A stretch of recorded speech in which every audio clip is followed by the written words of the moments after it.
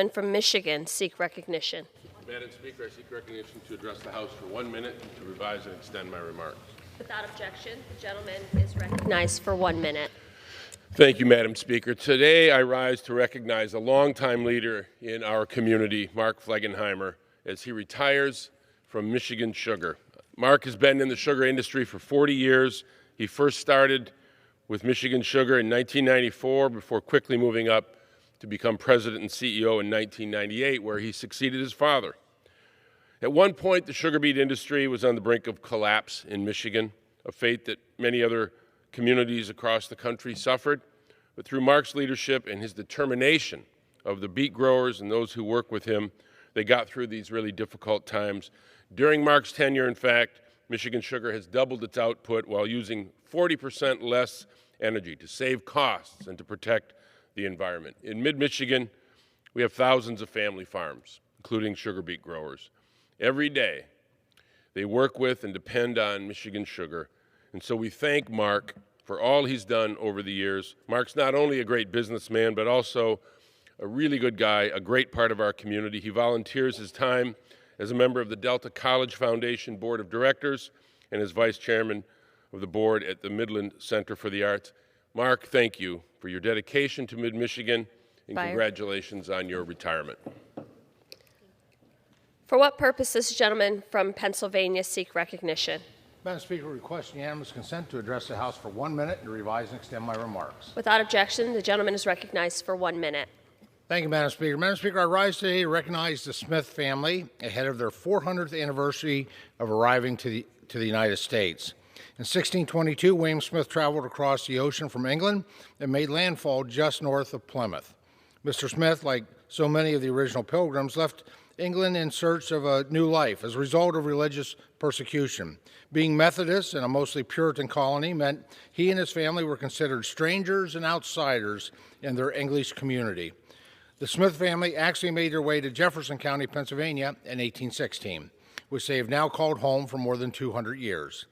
Madam Speaker, this weekend, the Smith family will gather in Clarion, Pennsylvania to mark 400 years in the United States in the form of a family reunion.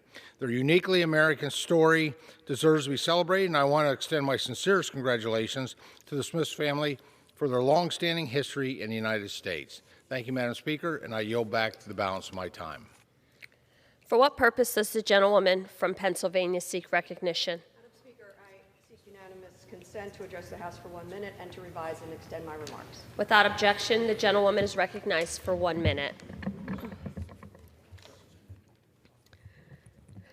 Madam Speaker, we all feel horror, sadness, and anger as we learn more about the horrific shooting in Uvalde, Texas, and the police officers' lack of response.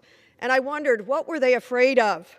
One part of the answer is clear: semi-automatic weapons. For the sake of us all, we must pass the assault weapons ban, just as we did in 1994. Let us remember the ban was backed by 3 former presidents: Gerald Ford, Jimmy Carter, Ronald Reagan, and it was supported by police leadership then as it is today. Republicans in 1994 had the courage to stand up to the gun lobby, and yet Republicans in 2022 cannot find such courage. I don't know why. Instead, they blame DAs and mayors and really anyone but themselves, ourselves. We are members of Congress with the power to ban weapons that civilians are using to murder neighbors, strangers, children, and even police officers. No more decapitated children. No more slaughtered shoppers or parade goers. Let us find the courage to act. Tikkun olam, as the Jewish tradition teaches. Let us repair the world. I yield back. For what purpose does the gentleman from North Carolina seek recognition? He has to address the House for 1 minute to revise and extend my remarks. Without objection, the gentleman is recognized for 1 minute. Thank you, Madam Speaker. I rise today to commend the much-needed pay raise for our military passed yesterday in a bill that provides critical resources to confront the national security threats from China and from Russia. I'd also like to highlight one of my amendments. Simply put, my amendment provides funding to help veterans pursue careers in education as teachers and as school resource officers. The House passage of this amendment is a win for everyone: for veterans who want to pursue a career in education, for schools who need more qualified teachers and resource officers, and for students who will be able to learn from worthy role models about service and sacrifice and patriotism. The Veterans to Classroom program will be an excellent opportunity for veterans to continue to serve our country. Madam Speaker, I yield back. For what purpose does the gentlewoman from North Carolina seek recognition? Seek unanimous consent to address the House for 1 minute and to revise and extend my remarks. Without objection, the gentlewoman is recognized for 1 minute. Madam Speaker, in the Supreme Court decision to overturn Roe v. Wade, Justice Thomas wrote an alarming concurring opinion explicitly calling for the reconsideration of the constitutional right to contraception. Republican state lawmakers have attempted to restrict birth control for years, and this concurring opinion serves as a rallying call to escalate attacks on access to contraceptives. I will not stand idly by and watch extreme politicians obstruct women's private health care choices and diminish reproductive freedom. Access to birth control is key to achieving gender equality, improving health outcomes for women, bolstering educational and economic opportunities for all, and ensuring people are in control of their family planning. That's why this week I introduced the Right to Contraception Act. My bill would codify the right to access birth control into federal law and put a stop to violations of Americans' right to this essential reproductive health care.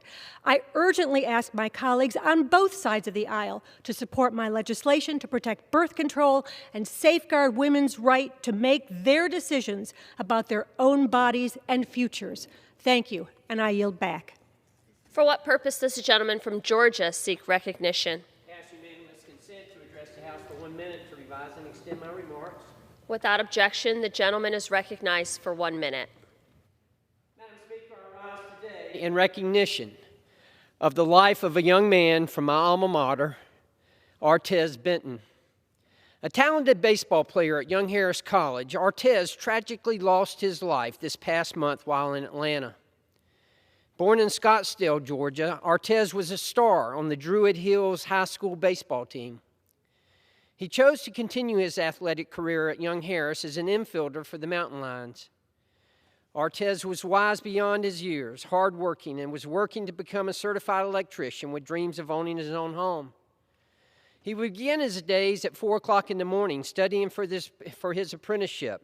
And despite his busy and long days, Artez was sure to make time to help his father with his landscaping company and to teach his young nephew the sport he loved so dearly. This tragedy has rocked the Young Harris community and has stolen a bright future from a young man and his family.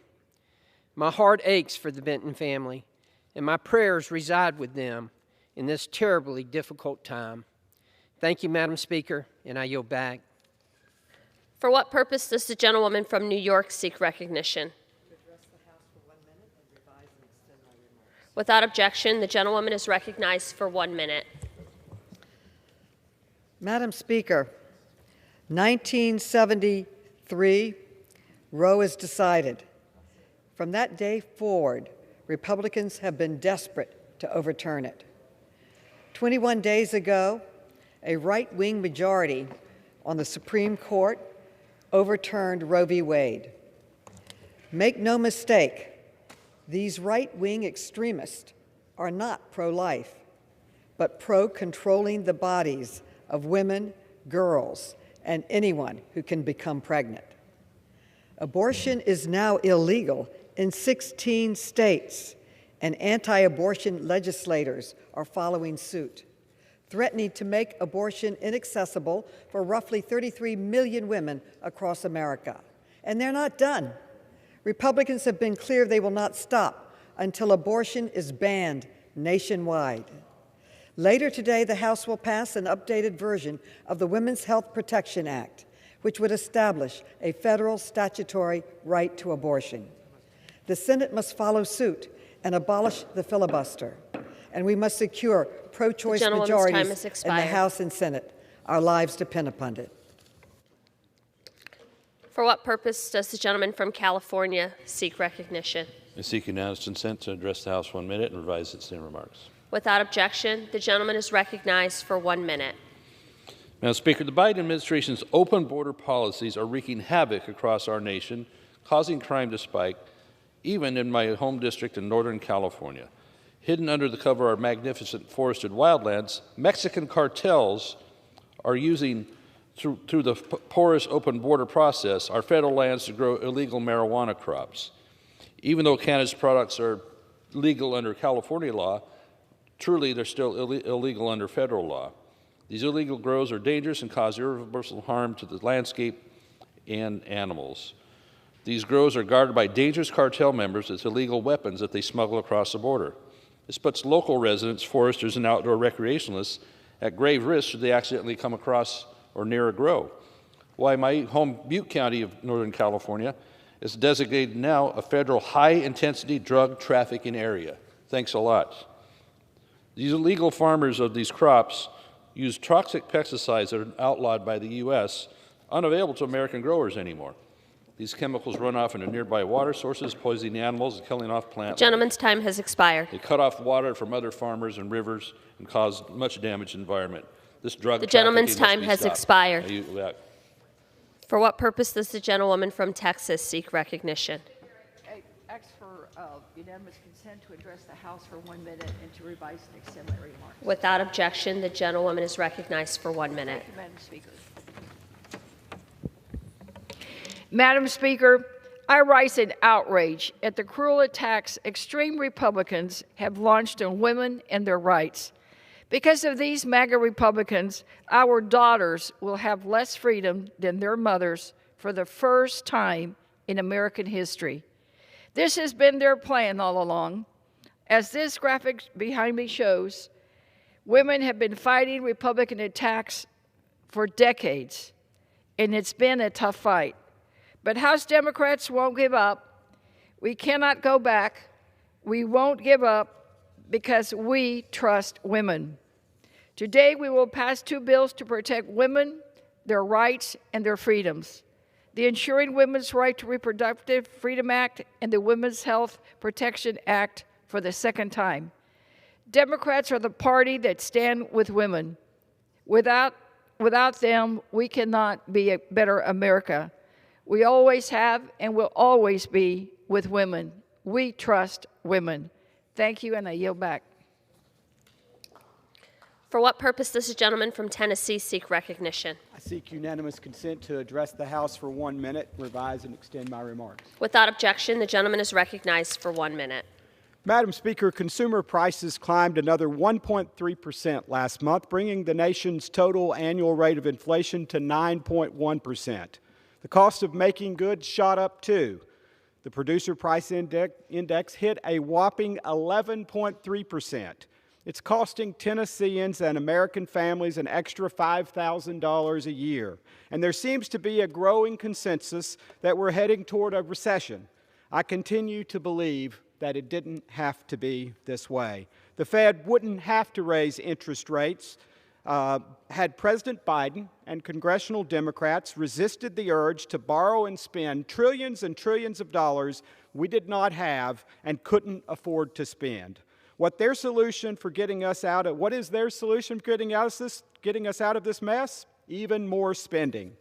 But only increasing domestic production of our natural energy resources can get us back on track.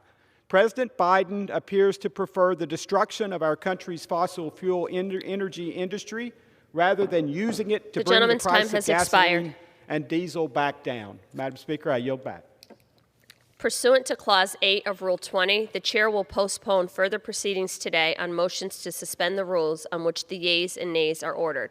The House will resume proceedings on postponed questions at a later time. For what purpose does the gentleman from Oregon seek recognition? Madam Speaker, I move to suspend the rules and pass H.R. 8351, the Formula Act. The clerk will report the title of the bill. H.R. 8351, a bill to amend the harmonized tariff schedule of the United States to suspend temporarily rates of duty on imports of certain infant formula products and for other purposes. Pursuant to the rule, the gentleman from Oregon, Mr. Blumenauer, and the gentleman from Nebraska, Mr. Smith, each will control 20 minutes. The Chair recognizes the gentleman from Oregon. Madam Speaker, I ask unanimous consent that all members have 5 legislative days to revise and extend their remarks and include extraneous materials on the bill under consideration. Without objection. Madam Speaker, I yield myself such time as I may consume. The gentleman is recognized. The news about supply chain disruptions have filled the news, but none is more compelling and urgent for communities across America than facing challenges due to infant formula shortage. This is an urgent issue for our families. Between supply chain issues due to the pandemic, the closure of a Michigan infant formula plant, out-of-stock rates have reached perilous levels. This out-of-stock rate was 31% in mid-April and rose to 90% in 10 states by the end of May. In my state, in Oregon, we faced an out-of-stock rate higher than 85%. And while these numbers alone tell a horrific story, there's no number that can capture the fear and frustration felt by families who are searching for formula to serve their babies. As a parent and grandparent, I can assure you that there's nothing as anxiety and anger-inducing as not being able to properly care for your child. I've heard stories of families going store to store or posting on social media asking for help as they find the formula their family needs. Families have enough to worry about without worrying about how to feed their baby. The federal government must provide the support needed to help these children and families and explore every possible option. This administration and Congress has made significant progress by invoking the Defense Production Act, increasing the flexibility for the WIP program, and easing restrictions on import to fill supply chain shortages. And while the FDA has exercised enforcement discretion to increase imports, imported infant formula remains subject to high tariffs. These tariffs, which increase the costs of the formula imports by an estimated 27%, can only exaggerate the suffering families face at this time. It's unacceptable that families would be taxed on a product that they need and have no other way of getting in the midst of this crisis. Our Ways and Means Trade Subcommittee is committing to leveraging our jurisdiction to reduce these costs. I especially appreciate my colleague Suzanne DuBeni for her partnership and leadership on this legislation. She was integral to this effort, and we wouldn't be here today without her. The Formula Act reaffirms Congress' constitutional authority to regulate commerce for foreign nations by temporarily suspending tariffs on imported infant formula through the end of this year. This change should help make formula more affordable and accessible for families in every state. I'm grateful for the support of Ranking Member Chairman Neal, Ranking Member Brady, Ranking Member Smith, who's managing the bill for the Republicans, and the Ways and Means Committee in bringing this bipartisan legislation to the floor today. I urge my colleague to support the legislation, and I reserve the balance of my time. The gentleman reserves. The gentleman from Nebraska is recognized. Thank you, Madam Speaker. I rise today in support of H.R. 8351, the Formula Act. I appreciate Mr. Blumenauer and his willingness to work with me on this bipartisan effort to address our nation's infant formula shortage. The Formula Act makes infant formula more accessible and affordable by allowing it to be imported duty-free through the end of the year. Make no mistake, mothers and families should never have to experience the extreme despair of worrying whether shelves will be stocked with the formula they need for their infants. As a father of two, including a 1-year-old, I think I can speak for many others across America that nothing is more important than the health and well-being of our children. And yet, the Biden administration knew of the looming infant formula shortage for months and yet failed to develop a strategy or adequately respond. While we wait for domestic production to fully resume, families should not have to pay additional taxes on imported formula to feed their little ones. I will continue to work with my colleagues on the Ways and Means Committee as well as the full House to use trade tools to strengthen critical supply chains like infant formula. Thank you. I reserve the balance of my time. The gentleman reserves. The gentleman from Oregon is recognized. Madam Speaker, I'm pleased to recognize a committee member and a leader on this issue, Susan DelBene, for such time as she may consume. The gentlewoman is recognized. Thank you, Madam Speaker. Thank you, Mr. Chairman. I rise today to address the ongoing baby formula crisis and urge my colleagues to support the Formula Act. I raised 2 kids, and I know the first months of parenthood are tiring and stressful, even in the best of situations.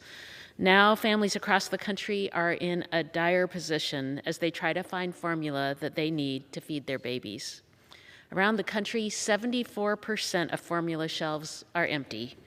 And in my home state of Washington, we are one of 10 states where over 90% of shelves are empty. Severely stretched supply chains and a major formula plant going offline have left shelves barren. Unreliable formula supply is a critical problem for families. Parents are driving hours to multiple different stores just to find any formula. And that's time that parents don't have. Changing formulas constantly is also disruptive to babies. It can cause digestive problems and excessive crying. In fact, Jessie, a mom in my district, has been struggling to find formula for her infant daughter, Amara. She is not one to ask for help, but when she was running low on her last can, Jessie joined a local social media group where other parents would post when they saw formula on shelves.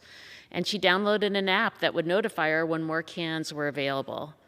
Jessie was able to find formula, but she realizes that she is one of the lucky parents who had the means, the time, and the network to support Amara. By removing tariffs on foreign formula that meets FDA safety standards, the Formula Act will make it easier and more affordable for parents to feed their babies so fewer are finding themselves in this difficult situation. This is a common sense solution, so let's make it happen. Thank you, Madam Speaker. I yield back. The gentlewoman yields.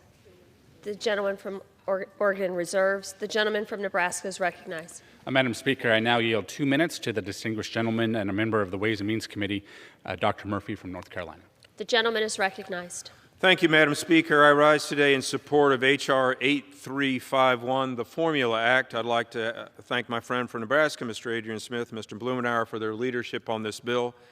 With families facing record-high inflation, with record-high food and gas prices, the last thing that parents need to worry about is able to find formula, much less even being able then to afford it. H.R. 8351 ensures that families are not covering the costs of additional taxes on formula imported into the United States, and I'm pleased with the relief that this bill will provide. But unfortunately, as has been the mantra of this administration, this crisis exemplifies just another self-inflicted wound that has been the point of this Biden administration. The administration knew about the impending shortage and failed to act to avert the crisis. The incompetence of this administration then has real-world effects. We are talking about something that is basic sustenance for infants in this country. They need this, and this bill will help bring affordability to parents for their children. I want to thank again my colleagues and encourage their support of this legislation. Thank you. I yield back. The gentleman reserves. The gentleman from Oregon is recognized. Thank you, Madam Speaker. I yield 3 minutes to a senior member of the Ways and Means Committee, Congressman Kildee. The gentleman is recognized. Thank you, Madam Speaker. I rise in support of this legislation to lower prices for families I represent in mid-Michigan. And I want to thank Chairman Blumenauer for his leadership on this really important issue. Production of infant formula in this country isn't working properly. It's not getting to the shelves, and it's denying families what they need at the most important time in the development of the life of a child. After product recalls, corporate consolidations, and obviously pandemic-related supply chain issues, this is a real struggle for American families. As a parent, raising 3 kids myself with my wife, I empathize with those anxious parents out there who are struggling to find formula for their newborn children. And that's why Congress has to act to increase imports of formula until domestic production can get back to the point where we can supply our domestic needs with our own production capacity. However, as has been said, some formula imports are still subject to really high tariffs, up to 27%, and there's no reason at this moment that American families who are struggling should have to pay that additional costs. They shouldn't have to pay more for something that is absolutely necessary for their children. And so that's why we introduced this legislation, supported by Republicans and Democrats, to suspend these formula import tariffs for the rest of the year and to lower costs for families with children. I really do urge my colleagues, all of us, to join. This is something we ought to be able to do together, to immediately reduce prices for families who have needs, for families with small children, to make sure that until we can get our domestic production back online, we can supply what we need at a cost that's affordable to those families that are simply trying to take care of their kids. That's our obligation. That's why we swore the oath to come here and do this work. We have the tools in our hand to get this done. I urge my colleagues to join us in this effort. And thank you, Chairman Blumenauer, again, for your leadership on this. I yield back. The gentleman reserves. Madam Speaker, I'm prepared to recognize Congresswoman Sheila Jackson Lee if you have no others. I reserve. Okay. The gentleman reserves. The gentleman from Oregon is recognized. I would recognize Congresswoman Sheila Jackson Lee for 2 minutes. The gentlewoman is recognized. I ask to address the House and revise and extend. Let me thank the gentleman, Mr. Blumenauer, for his leadership and his co-sponsor from Nebraska for their leadership. 90% of the stores in Houston were without formula, baby formula. Texas was one of the hardest hit states. One of the most potent, powerful, and sad days was when I was able to find baby formula from a disaster organization, and in my district, in those early days, had a baby formula giveaway. Volunteers were looking to make sure that we were not giving out expired date formula, and all I can say is the lines of cars and the women who stopped to get out the car to simply hug us, the strollers that came up. Baby formula is a lifeline. This legislation breaks the crisis of the supply chain and provides a regulatory scheme that ensures that we can have production. The disappointing aspect of all of this is the shutdown of the baby manufacturing, the center point of manufacturing, if you will, and many were not notified.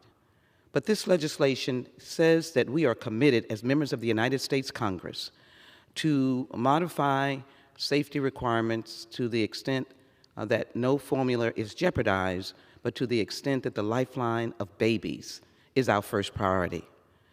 I am grateful for this legislation because the shelves in Houston are gradually, and Texas coming back. They're not there yet.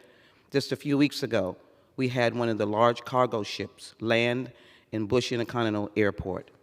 The gratification of families was unspeakable, could not be mentioned. But this cannot ever happen again. And it is important for Congress to be advanced and prepared to assure that babies who are innocent and without ability to speak are taken care of. Thank you, Mr. Blumenauer, for this kind of leadership. Thank God relief is on the way. I yield back. Reserve. The gentleman reserves. The gentleman from Nebraska is recognized. Madam Speaker, I appreciate the dialogue that we've been having here today. I think it's important, as my colleague just mentioned, that we work together to make sure this doesn't happen again. I think we need to look across the federal agencies to make sure that these very powerful agencies that have the power to shut down an industry, perhaps, that they have to plan ahead for what happens if that occurs, and that people don't suffer as a result. And when we hear the statistics that 90% of stores didn't have something, that means they had none, not just more expensive product that we see across the economy. It's hard to believe that the inflation rate is announced at 9.1% when it sure seems like things are a lot more expensive than just 9.1% more than last year. The fact of the matter is, let's work together to prevent this formula situation from ever happening again. And with that, I reserve the balance of my time. remarks. The gentleman from Oregon is recognized. Thank you, Madam Speaker. I appreciate the partnership with my good friend, Mr. Smith. We're able to move this expeditiously. And I do appreciate his observation that there are challenges that we meet, and we would hope that our government and the various agencies that are involved are able to respond quickly. That, of course, is something that we need to empower them to do, these partnerships. And sometimes there's a little tension about the role and nature of government agencies. But this is an example, admittedly, where we want to get ahead of the curve, and the powers that agencies have can be used constructively. I'm pleased that our committee, for example, sprang into action dealing with the Ukrainian invasion by Russia to suspend tariff advantages for Russia. And we moved that forward quickly on a bipartisan basis. And particularly in this case, we have 26 members of the Ways and Means Committee who are co-sponsoring this legislation, and it was able to move quickly. And unlike what often happens with things that we pass in the House that linger in the Senate, it looks like the Senate is poised to be able to act quickly in response to our action here today. So I hope we come together. I hope we have a unanimous vote that would suspend this 27% additional cost on families struggling to meet the needs of their children. I hope that we can continue to look at areas where we need to refine tools to make sure that things like these don't happen again, and we work together to try and hit the right balance. But in the meantime, I think we've hit the right balance with this legislation. I appreciate the partnership, and I look forward to its passage today, and I yield back. The gentleman yields. The gentleman from Nebraska is recognized. Yeah, Madam Speaker, I'm finished, and I would yield the balance of my time. The gentleman yields. The question is, will the House suspend the rules and pass the bill, H.R. 8351? Those in favor say aye. Those opposed, no. In the opinion of the chair, 2/3 being in the affirmative. For what purpose does the gentleman from Nebraska seek recognition? Madam Speaker, I ask a recorded vote. Pursuant to Section 3S of House Resolution 8, the yeas and nays are ordered. Pursuant to Clause 8 of Rule 20, further proceedings on this question are postponed.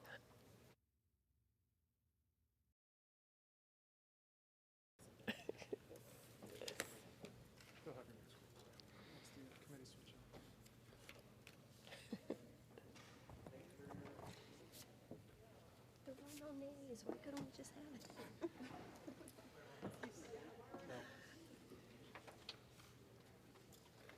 We just have the A's.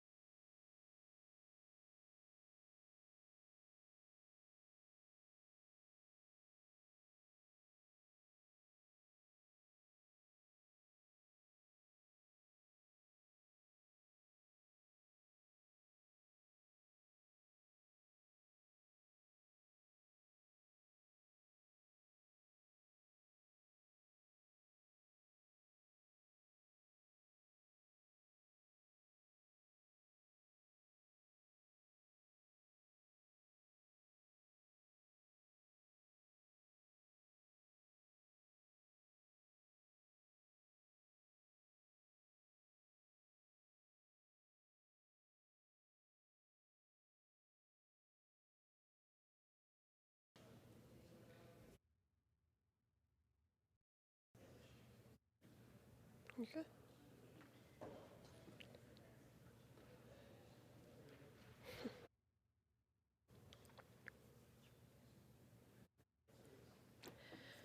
For what purpose does the gentleman from New Jersey seek recognition? Madam Speaker, pursuant to House Resolution 1224, I call up H.R. 8296 and ask for its immediate consideration in the House. The clerk will report the title of the bill. H.R. 8296, a bill to protect a person's ability to determine whether to continue or end a pregnancy and to protect a healthcare provider's ability to provide abortion services. Pursuant to House Resolution 1224, the bill is considered read. The bill shall be debatable for 1 hour, equally divided among and controlled by the chair and ranking minority member of the Committee on Energy and Commerce or their respective designees. The gentleman from New Jersey, Mr. Pallone, and the gentlewoman from Washington, Ms. Rogers, will each control 30 minutes. The chair recognizes the gentleman from New Jersey. Madam Speaker, I ask unanimous consent that all members may have 5 legislative days in which to revise and extend their remarks and add extraneous material on H.R. 8296, the Women's Health Protection Act of 2022. Without objection. Madam Speaker, I rise today in strong support of H.R. 8296, the Women's Health Protection Act. This bill is necessary now more than ever, following the Republican-controlled Supreme Court's extreme decision ripping away a woman's right to abortion. The Court's ideological decision ignored nearly 50 years of precedent and is the culmination of decades of unrelenting efforts by Republican politicians to control women and their bodies. The consequences of last month's decision have been swift and severe. Already, abortion bans are in effect in 9 states, and more than a dozen more are expected to either ban or severely limit abortion soon. As a result, women are being forced to travel long distances to states where abortion remains lawful, or for those who lack logistical or financial support to travel, continue pregnancies against their wishes. There have been devastating stories of patients being denied care and doctors hesitating to provide life-saving healthcare services out of fear of criminalization. States have enacted dangerous laws banning abortion without any exceptions, inciting citizens to track and report women in need of an abortion, and criminalizing providers or those assisting someone obtaining care. These laws turn back the clock on the health, well-being, and equality of women across the nation. And Republicans have made it clear, this is just the beginning. Congressional Republicans are already pushing a nationwide abortion ban that would criminalize abortion in all 50 states. And that's why this House is acting today on the Women's Health Protection Act to restore the right to abortion nationwide. This legislation ensures that no matter where you live, you have a right to comprehensive health care that is free from unnecessary restrictions that are only intended to impede access. So, Madam Speaker, I urge my colleagues to support this legislation to protect the right to abortion and ensure that all Americans are entitled to make their own health care decisions. And I reserve the balance of my time. Reserves. The gentlewoman from Washington is recognized.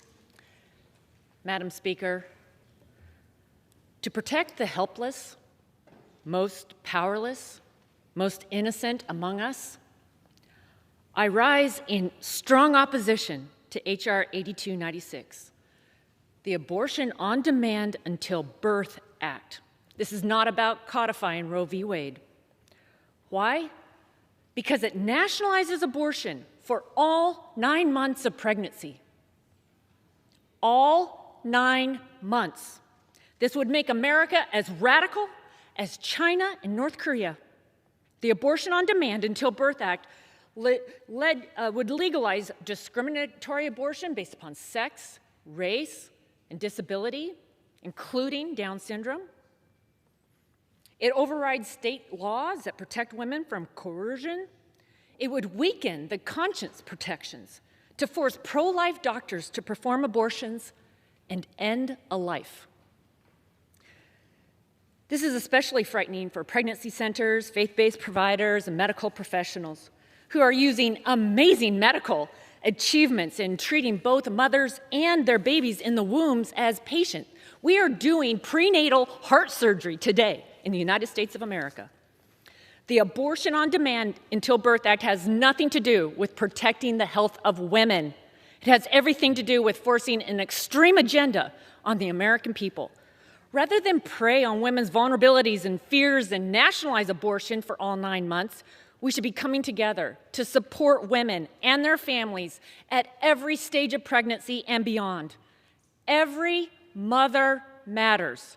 76% of women seeking abortion say that they would choose life if their circumstances were different. The focus should be on how to change their circumstances, help them access the care and the support that they need, and improve their lives. Presenting abortion up until birth as a woman's only option is a false choice.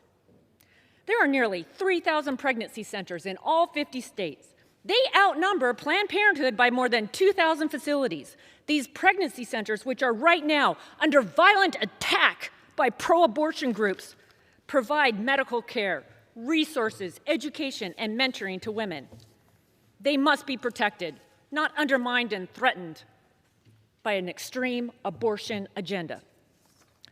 The Supreme Court has affirmed the American people's rights to speak through their elected officials and enact laws that protect unborn children. The question upon us today is, how are we going to respond? How is this body going to respond to the greatest human rights issue of our generation? Ladies and gentlemen, that's the question. This is the human rights issue of our generation. Do not close your ears. Do not close your eyes. Do not close your heart.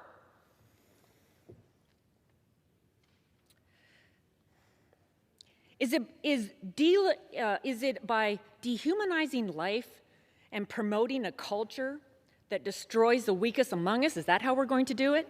Or is it by making abortion unthinkable, leading a new era where every person's God-given, unalienable human rights to life, liberty, and the pursuit of happiness for all, the way we will define ourselves? Let's come together. Let's protect the human rights of the unborn. We cannot deny life to the most disadvantaged and marginalized among us. They have no voice to defend themselves. Madam Speaker, abortion for all 9 months is not the will of the American people. I urge opposition to H.R. 8296, the Abortion on Demand Until Birth Act, because all lives are worth living. I yield, or I reserve my time. The gentlewoman reserves. The gentleman from New Jersey is recognized. Madam Speaker, I yield now 2 minutes to the sponsor of this legislation, Ms. Chu from California. The gentlewoman is recognized. I rise today in strong support of my bill, the Women's Health Protection Act, or WIPA. WIPA is the bill that will protect the right to access abortion after the tragic fall of Roe versus Wade. It ensures in federal law the right to abortion care for every woman in every state and ensures states may not erode that right. You will hear Republicans say our bill goes too far, but that's simply not true. Our bill preserves the protections of Roe that we've lived with for 50 years, affirmed through decades of subsequent court decisions. WIPA prohibits the bans and restrictions that violate the spirit of Roe, from outright bans to laws forcing women to undergo invasive ultrasounds, unnecessary waiting periods, or forcing doctors to give patients medically inaccurate information. You will hear Republicans repeat over and over again that Democrats are voting for abortion up until the moment of birth. Actually, for 50 years, the court had the provision of an exception for late-term abortion in Roe to preserve the life or health of the mother. It's because they valued the life of the mother. Do Republicans actually believe the mother's life is expendable? Apparently so. What you will not hear is Republicans say that the vast majority of Americans do not want Roe to be overturned. You will not hear an apology to the 10-year-old who was raped and had to travel to Indiana for an abortion because it was prohibited in her home state. You will not hear an acknowledgement that women are capable for deciding for themselves whether to terminate a pregnancy. This bill respects our right to make our own decisions about our bodies. It's time to put control of our bodies back in our hands. Now is the time to pass the Women's Health Protection Act. The woman's time has expired. The gentleman reserves. The gentlewoman from Washington is recognized. Thank you, Madam Speaker. I reserve. The gentlewoman reserves. The gentleman from New Jersey is recognized. The gentlewoman from Florida, Ms. Frankel, is recognized for 1.5 minutes. We'll go to the gentlewoman from Texas, Ms. Escobar, for 1.5 minutes as well. The gentlewoman is recognized for 1.5 minutes. Madam Speaker, it's been 22 days since the Supreme Court overturned Roe v. Wade, taking away women's ability to make choices about their own future, setting us back nearly 50 years. But even that's not enough for Republicans. In the last 24 hours alone, we've gotten a glimpse into the dark future Republicans have in store for women, doctors, and vulnerable children. Indiana Attorney General says he's investigating the doctor who treated a 10-year-old rape victim. Texas sues the Biden administration for requiring abortions in medical emergencies so that women's lives could be saved.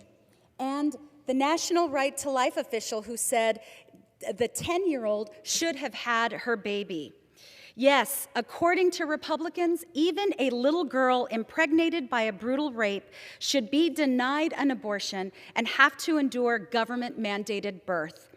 Remember, this is the same party that has voted against paid family and medical leave for parents of that baby, child care for babies, universal pre-K for babies, the child tax credit, which helps babies, school lunch programs that help babies, common sense gun violence prevention members that keep those babies safe in school, and much more. The Republicans' war on women has never been more dangerous.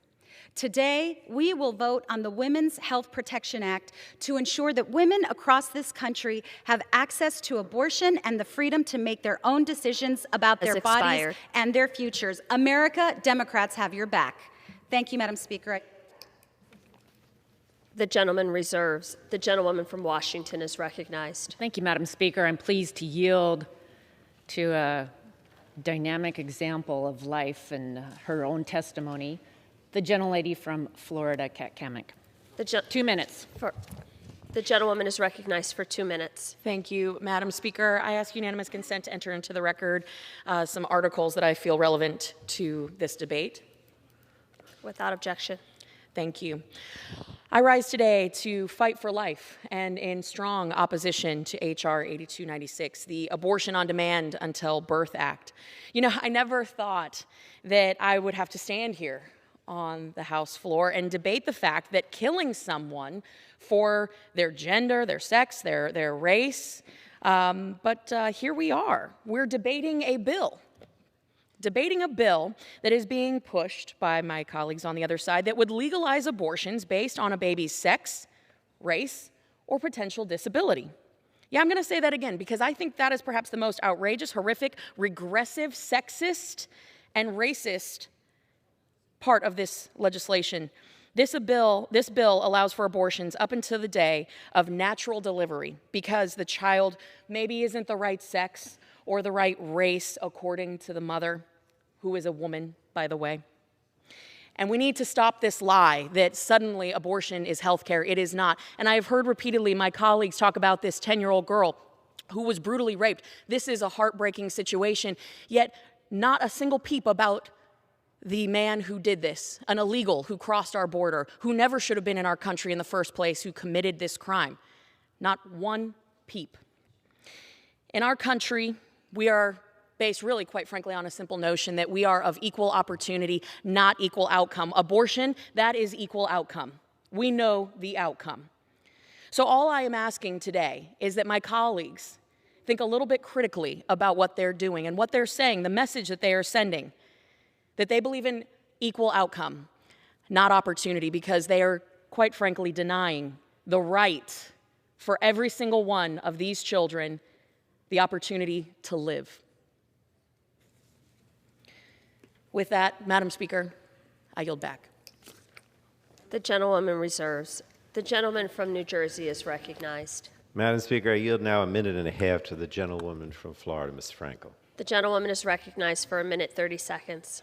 Madam Speaker, my. Here we go again, or should I say to my colleagues on the other side of the aisle, lie, lie, lie. The United States Supreme Court has dismantled access to legal abortion, giving the very, very personal decision concerning a person's reproductive health, their life, and future to strange politicians. Now Republicans across the country and in Congress are moving full steam ahead towards their dark and extreme goal of a nationwide abortion ban that'll throw doctors into jail, force children to bear children, lead to tragic deaths and life-changing hardships for people in our country. And that's why I rise in support of the Women's Health Protection Act that'll facilitate access to legal abortion care regardless of a person's zip code. And let me warn everyone that the Republican agenda includes even more drastic intrusions into our personal lives. Banning legal abortion is just the start. We will fight back. And I yield back. The gentleman reserves. The gentlewoman from Washington is recognized. Thank you, Madam Speaker. I reserve. The gentlewoman reserves. The gentleman from New Jersey is recognized. I yield now to Chairwoman of our O&I subcommittee, the gentlewoman from Colorado, Ms. DeGette, for 1.5 minutes. 1.5. The horror of a 10-year-old girl. Just a minute. The gentlewoman is recognized for 1 minute. I believe he yielded me 30 1.5 seconds. minutes. 1.5. The gentlewoman is recognized for a minute 30 seconds. Thank you. The horror of a 10-year-old girl, the victim of rape, re-victimized when her parents were forced to take her out of state because of Ohio's abortion law. A woman who was having a miscarriage, whose doctor refused to give her the medical procedure she needed because of fear of being prosecuted. A woman trying to get long-acting birth control, whose pharmacist refused to prescribe the necessary medication for the procedure. And the chaos in the wake of the terrible Dobbs decision is only going to get worse from here. The Supreme Court and the Republican Party have declared a war on Americans' health care rights. Every single American has the right and the freedom to make the health care decisions that they need, including abortion. We passed this bill last September. We passed it in September after the first decision in the Supreme Court. We're going to pass this bill today in the U.S. House of Representatives, and we're going to pass this bill which codifies Roe versus Wade every time we need to protect Americans' rights to health care and to protect everybody's equality. I yield back. The gentleman reserves. The gentlewoman from Washington is recognized. Thank you, Madam Speaker. I don't know of any state laws that prevent birth control. Miscarriages are obviously a tragedy. The question before us today is on the legislation that would allow for abortion up until birth, 9 months. It's not the will of the American people. It's the agenda, the extreme agenda of those that are promoting abortion. I'm yielding at this time 3 minutes. Oh, 1 minute. 1 minute. Okay, 1 minute to the gentleman leader on the Health Subcommittee, Brett Guthrie. The gentleman is recognized for 1 minute. Thank you, Madam Speaker. I rise in opposition to the Abortion on Demand until Birth Act. The Supreme Court ruled each individual state can decide the rights for the unborn. This bill would override state laws to nationalize abortion for any reason at any stage of pregnancy up until birth. This does not merely ban pre-viability restrictions on abortion, as supporters say that it does, because this bill allows the person doing the abortion to decide what qualifies as pre-viability, and this is unacceptable. The majority of Americans do not support abortions with no limits. In fact, 80% of Americans say abortion should be illegal in the third trimester. This is a radical bill. I urge a no vote, and I yield back. I reserve. The gentlewoman reserves. The gentleman from New Jersey is recognized. Thank you, Madam Speaker. I yield now a minute and a half to the gentleman from New York, Mr. Tonko, who chairs our Environment Subcommittee. The gentleman is recognized for a minute, 30 seconds. Thank you, Madam Speaker. And I rise in resounding support of the Women's Health Protection Act. This bill will restore a fundamental constitutional right that has been simply stripped away by a rogue right-wing Supreme Court. While my Republican colleagues celebrate this injustice and cook up plans for a nationwide abortion ban, Americans across the country are already feeling the devastating effects of the decision to overturn Roe v. Wade. Stories of a 10-year-old child having to travel to neighboring states to receive care, or women bleeding from ectopic pregnancies, have shocked the world, as red states, many with some of the highest maternal mortality rates in the country, have rolled back abortion access. Neither the courts, nor states, nor politicians should have the say in women's ability to make their own decisions about their health, their well-being, and their future. That rests with their loved ones, their doctor, and their God. If we claim to love freedom, to be a free and just society, we must ensure that this basic human right is finally enshrined into law. And with that, I yield back. The gentleman reserves. The gentlewoman from Washington is recognized. Thank you, Madam Speaker. I'm pleased to yield a minute to a health provider saving lives every day, a champion for life, Buddy Carter from Georgia. I thank the gentleman is recognized for 1 minute. I thank the lady for yielding. Madam Chair, I would ask unanimous consent to enter this article into the record. Without objection. Madam Chair, I rise today to oppose the unconscionable Abortion on Demand Until Birth Act. This bill creates a national standard to allow for abortions of unborn children for any reason at any stage of pregnancy and up until birth. As a father and a grandfather of 6 precious grandchildren, I'm sickened by the attempt to allow abortion on demand until birth. Now, Madam Speaker, I want to speak for just a second about something that was brought up, Madam Speaker, by one of my colleagues across the aisle, about pharmacists dispensing prescriptions for abortion.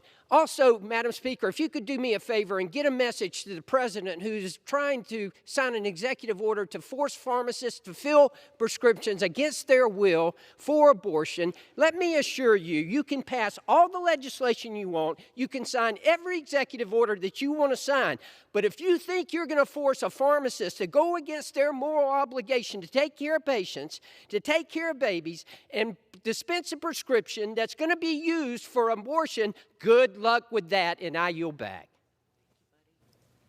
The gentlewoman reserves. The gentleman from New Jersey is recognized.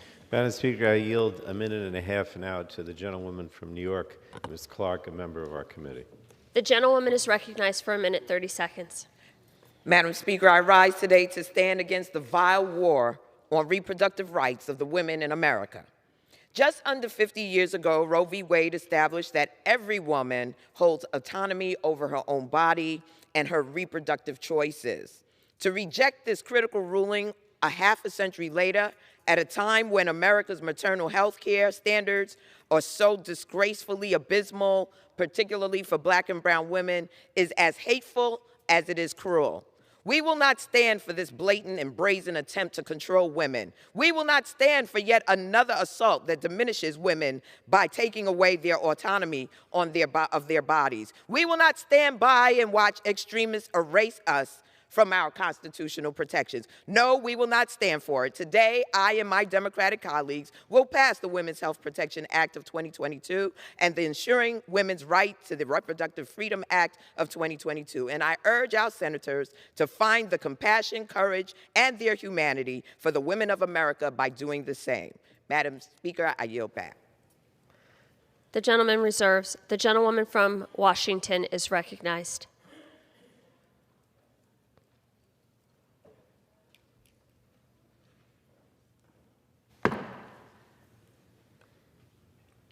The gentlewoman from Washington is recognized.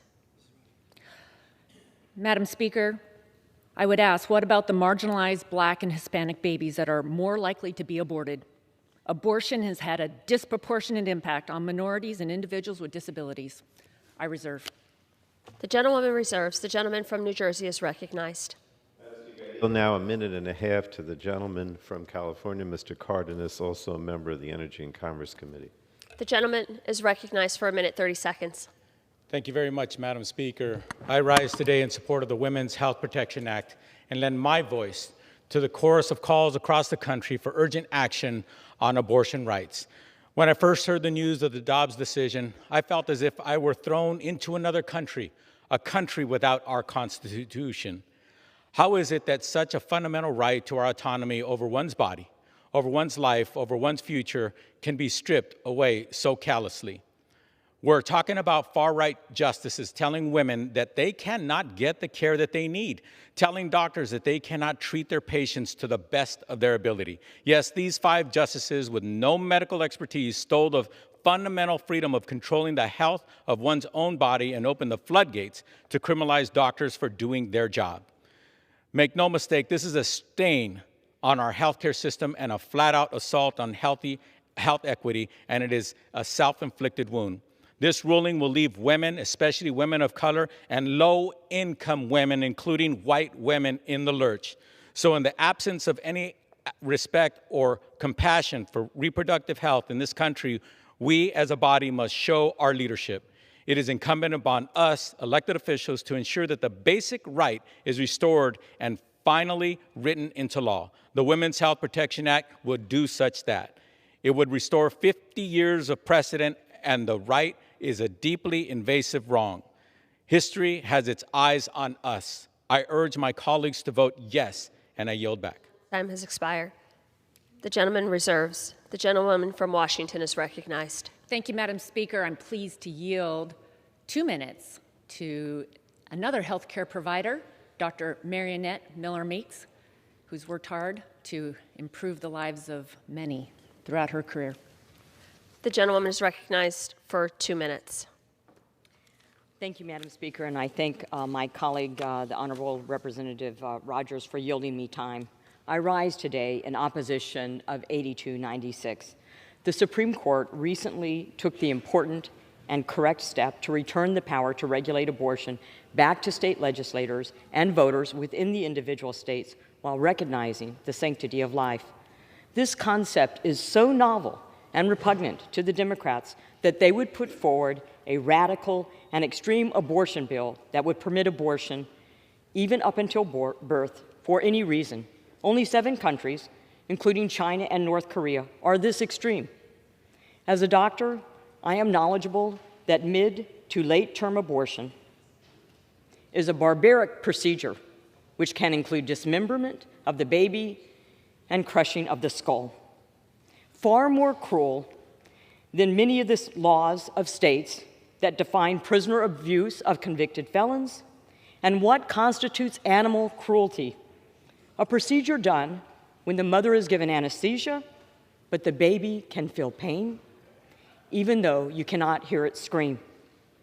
When it can respond to music and respond to touch or the voice of its mother. We wouldn't allow animals to be treated this cruelty. And Democrats think that this elevates women and is compassionate. I would like to also ask to be entered into the record this article from the Charlotte Lozier Institute. Without objection. I ask all my colleagues on every seat in every aisle of this chamber to vote against this extreme and radical and cruel abortion bill, H.R. 8296. Thank you. I yield back my time. The gentlewoman reserves. The gentleman from New Jersey is recognized. Madam Speaker, I yield now a minute and a half to the gentlewoman from Minnesota, Ms. Craig, a member of the Energy and Commerce Committee. The gentlewoman is recognized for a minute, 30 seconds. Exactly 3 weeks ago, 5 justices on an activist, extremist Supreme Court handed down a decision that upended nearly 50 years of precedent and rolled back fundamental rights for millions of Americans. In the weeks since, I have watched in horror as state after state has triggered laws that now forbid a woman or a girl from accessing an abortion, even in the case of rape and incest. These events have been shocking to Americans, not only for millions of women across this country, but for the country as a whole. You call yourselves conservative. We're talking about 50 years of precedent in our nation, because no government has a place interfering in the decisions between a woman and her doctor, criminalizing abortion, or restricting women's health care options. This is not a controversial position to the American people. A strong majority of my constituents believe that the right to an abortion should be protected by law. This is a freedom and a privacy issue. And the government, not politicians in this room, not politicians in any state in our nation, should have any part in this conversation at all. This is a very personal decision between a woman, her family, her doctor, and her faith. I encourage all of my colleagues to join me in voting yes to protect Roe today. Thank you, and I yield back.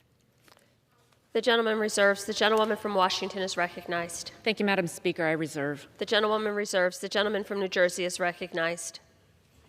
Madam Speaker, I yield a minute and a half to Dr. Schreier from Washington State, also a member of the Energy and Commerce Committee.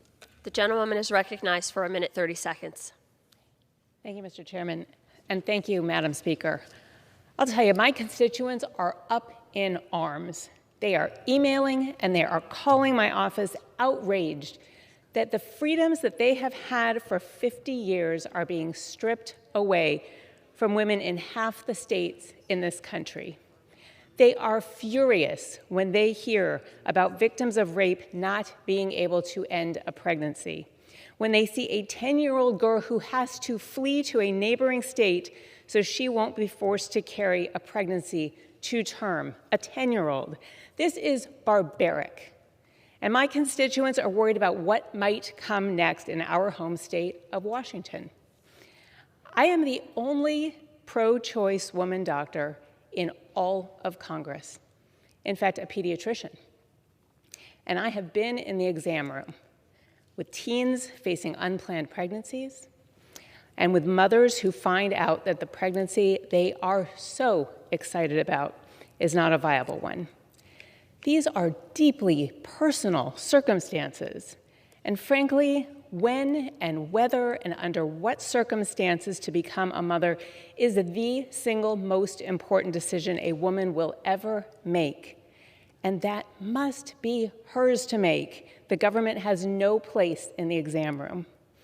Today, I'm voting to make sure that every woman, no matter where she lives, can access abortion, to plan their pregnancies, protect their health, and chart the course of their lives. And I want my constituents to know that I will fight every day to protect their rights. Thank you. I yield back. The gentleman reserves. The gentlewoman from Washington is recognized. Thank you, Madam Speaker. Please yield 3 minutes to the gentleman from New Jersey who spent his life defending the voiceless.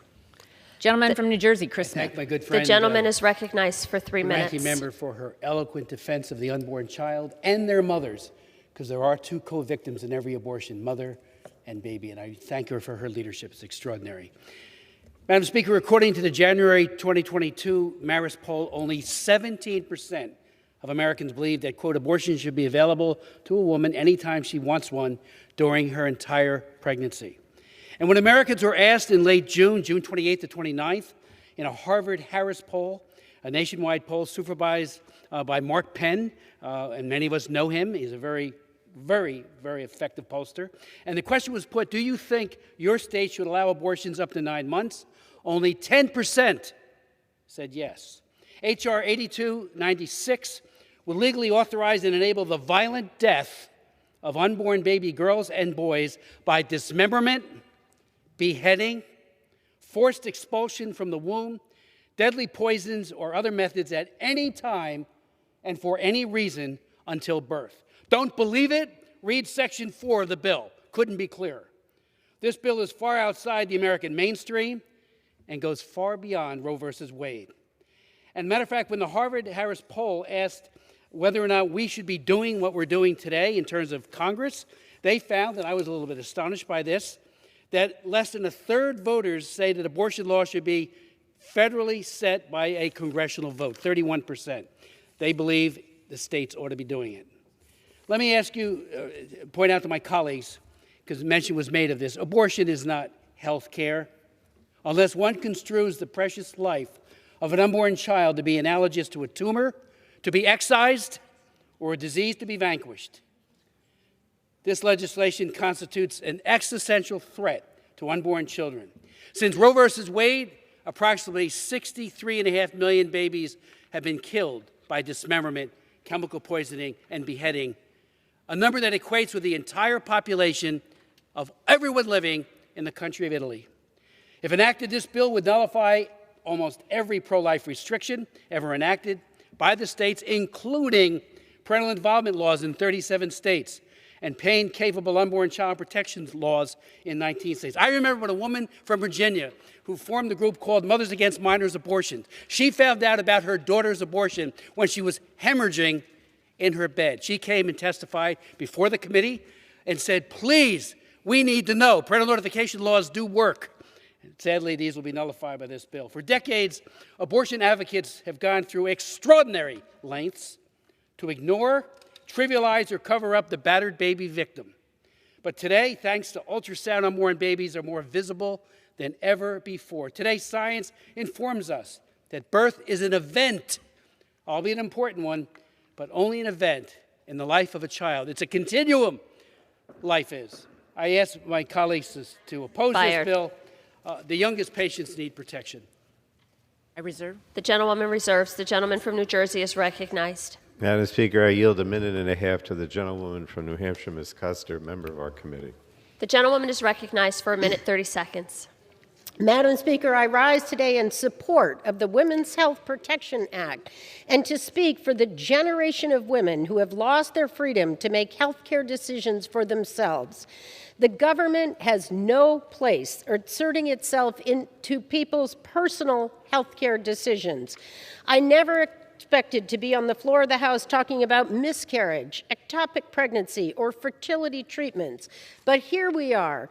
For many, pregnancy is not an easy path. 1 in 8 pregnancies end in miscarriage, and 1 in 50 women experience ectopic pregnancies, an outcome that always leads to pregnancy loss and poses serious risk of life to the mother. For countless others, getting pregnant requires costly, exhausting, and complex procedures such as IVF. Regardless of the circumstances, reproductive health is private. Pregnancy can be unpredictable. The government has no place deciding what care patients can receive and doctors can administer. Like all health care, decisions surrounding reproductive health should be between a patient and their doctor. As an adoption attorney, I worked with hundreds of birth mothers making the most personal, consequential decisions of their lives, and not one of those women looked to the government to make that decision for them. I support the Women's Health Protection Act, and I urge my colleagues to vote yes. I yield back the balance of my time. The gentleman reserves. The gentlewoman from Washington is recognized. Thank you, Madam Speaker. I reserve. The gentlewoman reserves. The gentleman from New Jersey is recognized. Madam Speaker, can I inquire how much time remains on both sides? The gentleman from New Jersey has 13 minutes. The gentlewoman from Washington has 16 minutes. Thank you. I would yield now 1.5 minutes to the chairwoman of our Health Subcommittee, Ms. Escher from California. The gentlewoman is recognized for 1 minute 30 seconds. Thank you, Mr. Chairman. Madam Speaker, I rise in the strongest support possible of the Women's Health Protection Act. In February of 2020, I held the first legislative hearing in 2 decades to protect access to reproductive health. Since then, we've seen the steady rollback of abortion rights in Republican-controlled states.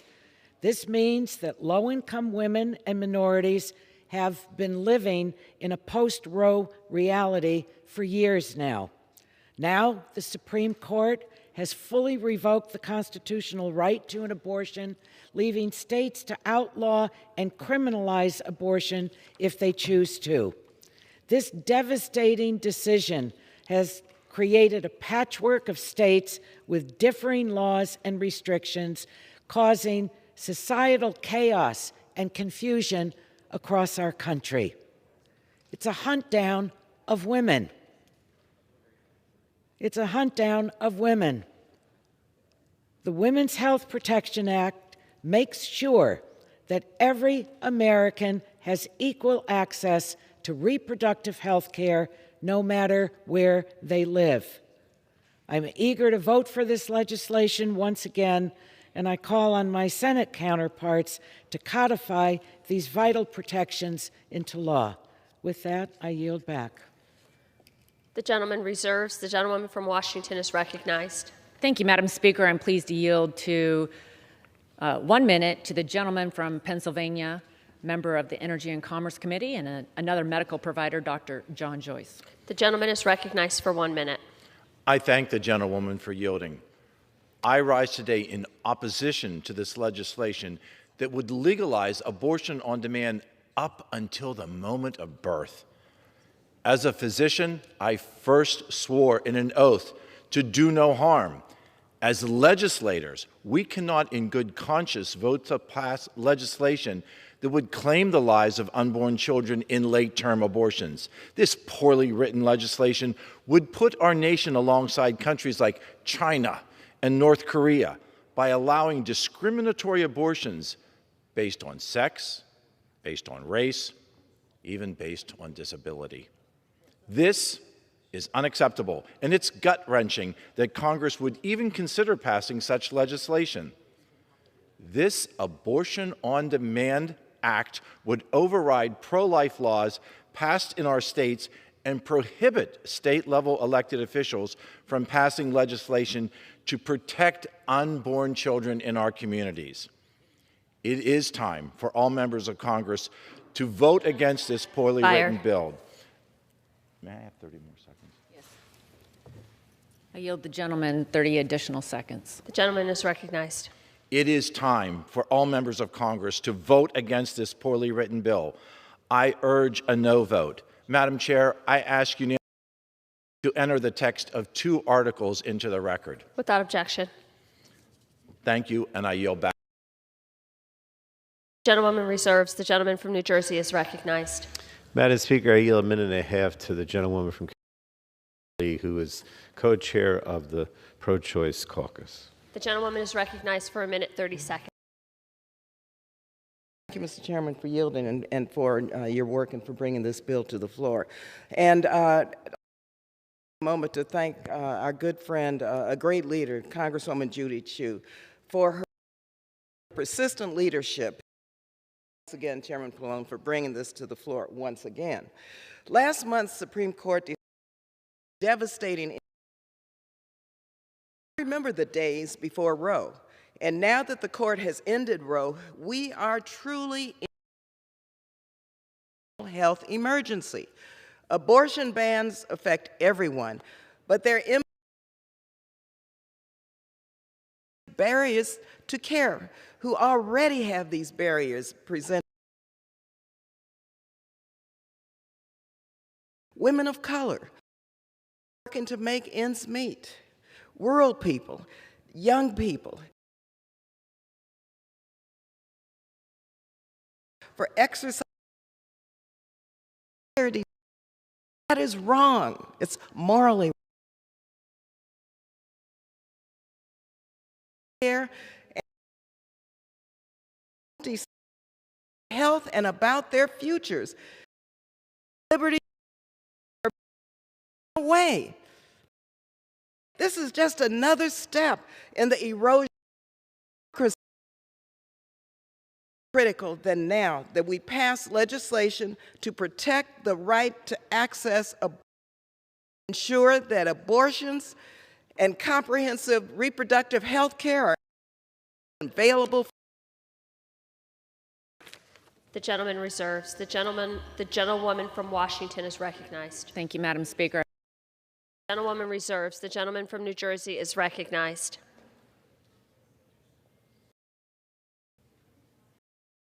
Jersey is recognized. Madam Speaker, I yield now a minute and a half to the gentleman. Is recognized for a minute 30 seconds. Thank you, Madam Speaker. Thank you, Mr. Chairman. Roe became, for my entire adult life, the right to abortion care, to privacy, and the freedom and health care decisions was guaranteed in all 50 states. It sickens me that is not the case. My granddaughters and all women and girls have been stripped of human rights, relegated to Republicans have fixed the Supreme Court with a few judges seated by an and they now behave not as constitutional lawyers, turning Roe and sending a woman's reproductive freedom to state politicians largely. These justices have decided their faith should determine everyone Constitution. This is a call to the chamber, to this chamber, to the Senate, to restore, expand, and protect rights. We must pass laws that combat this. That's why we're here yet again, with legislation to codify the right to abortion. Last September, the House passed the Women's Health Protection Act, and the Senate sat on its hands. Today, we must pass it again. Session with Representative Chu and many others as we pass until we protect and expand rights. The gentlewoman's time has expired. I thank you and I yield back. The gentleman reserves. The gentlewoman from Washington is recognized. Thank you, Madam Speaker. I'm pleased to yield a minute and 30 seconds to the gentleman from Indiana, Dr. Larry Bouchon, who understands what amazing technology is doing to save lives. The gentleman is recognized for a minute 30 seconds. Thank you for your yielding. Madam Speaker, I rise today in opposition of 8296. First, I'd like to say as a physician, my colleagues on the other side of the aisle need to focus on what their bill really does. Stop talking about ectopic pregnancies, which are a surgical emergency, fetal demise, where for unknown reasons the fetus has passed away, and miscarriages, which clearly also in many cases are surgical emergencies and are tragic. That's not what this bill is about. I have heard claims the bill only codifies provisions of the now overturned Roe v. Wade decision. That's simply not true. H.R. 8296 would create a national standard to allow abortions at any time up until birth. As a practicing heart surgeon for 15 years prior to coming to Congress, I operated on children in the neonatal intensive care unit as young as 23 weeks gestation. And even at 650 grams, or 1.4 pounds, and about 6 inches long, I saw life in my tiny patients' little bodies. This Abortion on Demand Until Birth Act bill doesn't only allow abortions at any point in a pregnancy, it would also preempt and repeal state laws that require informed consent, ultrasounds, or other testing and counseling before undertaking an elective abortion. The American people deserve to know the facts about what's really in this bill. I find it troubling the supporters of this bill, most of whom have never taken care of a patient, continue to mislead about what constitutes Gentleman's time healthcare. has expired. Thank you. I yield back. The gentleman from Half to the gentleman from Oregon, Mr. Blumenauer. The gentleman is recognized for a minute 30 seconds. The pain stripped of their rights and being thrust into legal limit decision. And doctors consult with lawyers on operating treatment of the 10-year-old child, a victim of media aspect of the doctor who provided her care being subjected. We know the industry These appalling stories reinforce the fact that denying care has circumstances far beyond what the slogans that have been bandied around. I believe to make progress path forward. This legislation does that. We owe it to progress access to this government intrusion into the most sensitive. Our rage, and I yield back. The gentleman reserves. The gentlewoman from Washington. Thank you, Madam. Defender of life. Gentleman from Michigan, Mr. Walberg. Madam Speaker, I say that sincerely. My heart breaks. Colleagues on the other side of the aisle who disregard the fact that we're talking about life, about the need for the same babies we're talking about. We've heard our speaker many times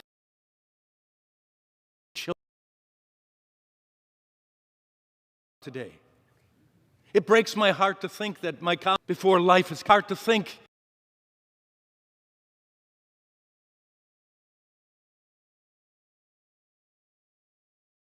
that we don't hold the men accountable. It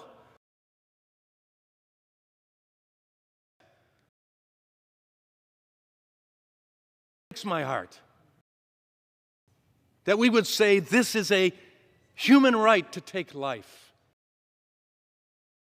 The Declaration of Independence brought us into being with unalienable liberty. We're better than this. We've had 50 years. Think about we applauded life. Madam Speaker, and for individuals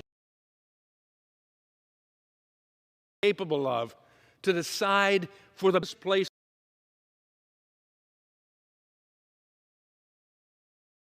on earth today,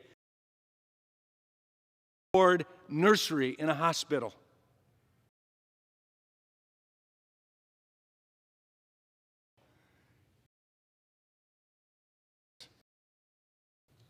Is a bill of death. Time Do has what expired. we must. Yeah,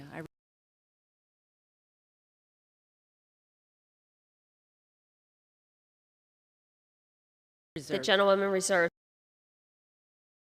is recognized for a minute. In this critically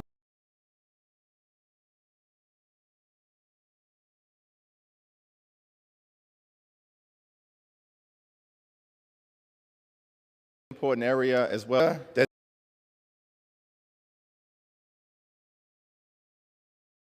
significantly important great country. And the pursuit of happiness. Assault right of a radical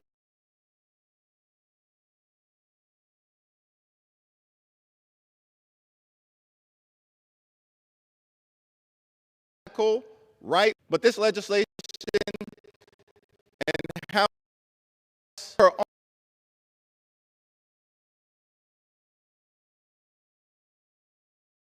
own reproductive care decisions. A woman, not an extremist, trying to intervene. And where are the stakes? That's why this legislation is so important. The gentleman reserves. The gentlewoman from Washington is recognized. Thank you, of happiness for all. Great champion out of Oklahoma, Mr. Hearn. The gentleman is Oklahoma took immediate action to protect the lives of the unborn. This shouldn't be. Around the world do not allow abortions up to the moment of birth, as this bill would do. It's giving care for pregnant women. I urge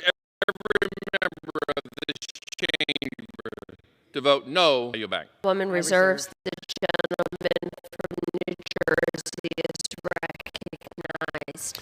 Thank you, Madam. Thank you, Madam Chair. I want to thank the gentleman for his extraordinary support. Madam Speaker, the right to abortion care is fundamentally wrong. The Supreme Court agreed abortion is, and people will still need to access it. And that's why I'm adopts the city state by state patchwork that denies women. The state of Texas is suing the government to compel women to carry, wants to force rape victims, even 10-year-old girls, to carry pregnancies to term. State governments. And we've got to make reproductive freedom. Reproductive. The gentleman reserves. The gentlewoman. Thank you, Madam Speaker. May I inquire as to how much time is? The 30 seconds. The gentleman from New Jersey has 4 minutes, 30 seconds. 2 minutes. Life. Dr. Mike Burgess. And, you know, as we hold this debate, I remember back to that, our major chairman, Jack Pritchard, addressing us and telling us the unique position. Time we took a case as either as a primary doctor or consultant, care of 2 patients, expectancy of over 100 years. He said nowhere else be able to can as an OB-GYN and your pregnancies. Did it before, you'll continue to do it. It's a surgical emergency. Hesitate to do that, then or now, a child could issue from that care. But none of them care at another facility, sought refuge in my emergency problems from the abortionist. I didn't hesitate to do that, and will continue. Now yield back. The gentlewoman reserves. I reserve. Minute, 30 seconds. I rise today in strong support of the Women's Health Protection, own reproductive health. Supreme Court's Dobbs opinion overturning abortion rights is infuriating. Bear a child or have an abortion was where it belongs, with the person who thought medical care could consequences. Colleagues, make no mistake. Overturning Roe will right to abortion families and individuals who are already struggling and disproportionately begins at conception. That's a belief. It's not science. And others do not share it to get an abortion. But you are forcing your beliefs on others, and that is wrong. We need to restore a person back where it belongs for the Women's Health Protection Act. Thank you. And I yield back the balance of my time. To another defender of life from Virginia, Mr. Ben Klein. I thank the gentlelady for yielding. Hold these truths to be self-evident, that all men are created equal and that they're only life.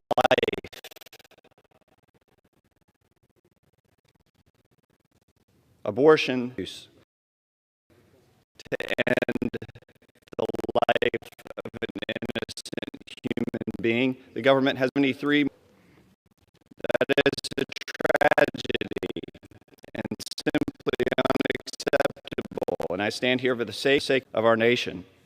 So let's follow the science.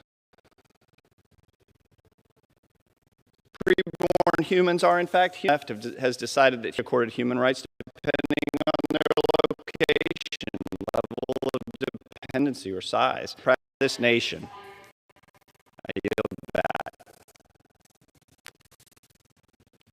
The gentlewoman. Reserved because we have compared to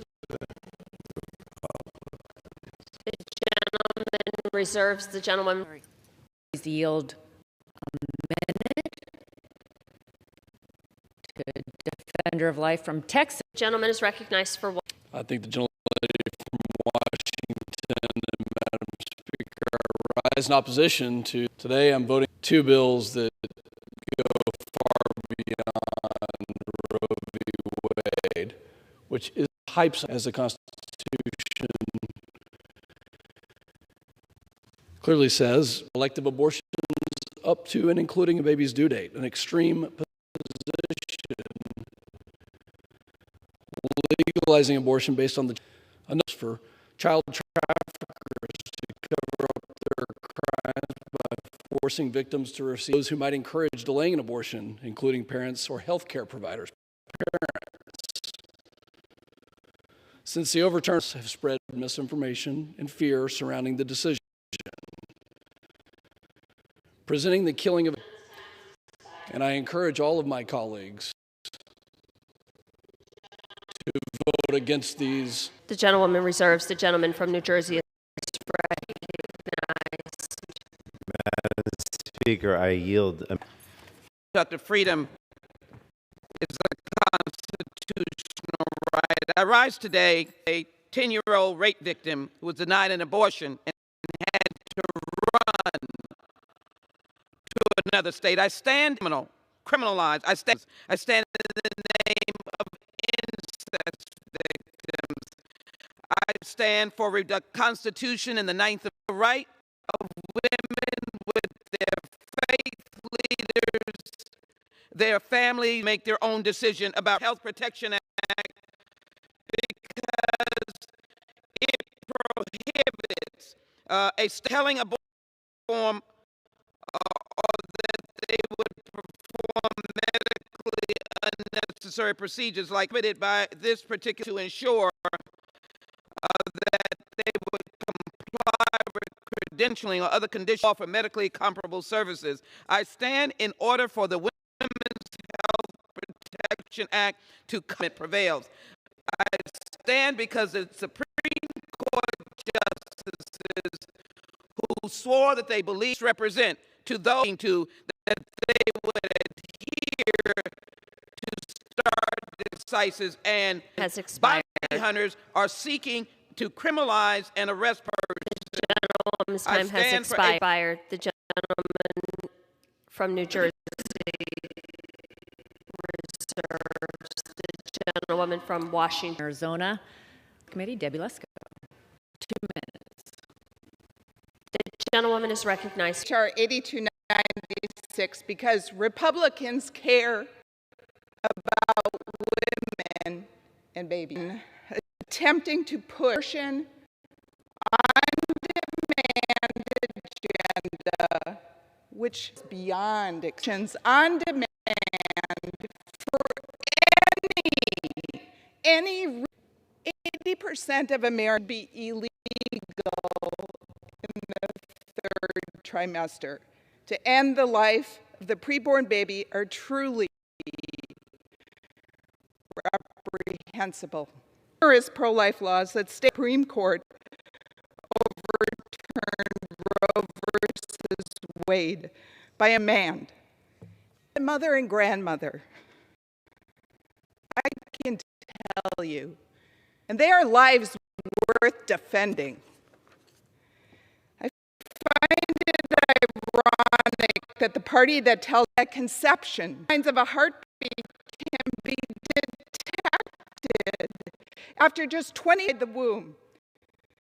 Passing this legislation would be a stain on Congress. Truly the most vulnerable, defenseless amongst us. We were elected to defend a person's baby. Has expired. Life. The gentlewoman's time has expired. So I'm going to continue reserves. The gentlewoman from Life from the great Michelle Fishbach. 3 The gentlewoman is Age for Life today. And Madam Speaker, H.R. 8296, that the left wants to ensure limitless taxpayer-funded abortion. This report of stunning that Congress is wasting its time on legislation. What we should be focusing on is lives of babies. For that reason, I rise to consider H.R. 6 Survivors Act. Across the country, abortion providers are we are who have already been born.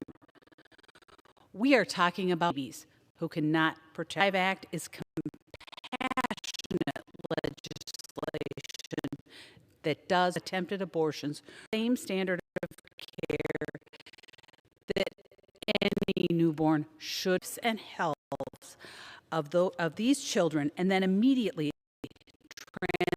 transport and admit them medical care to these babies.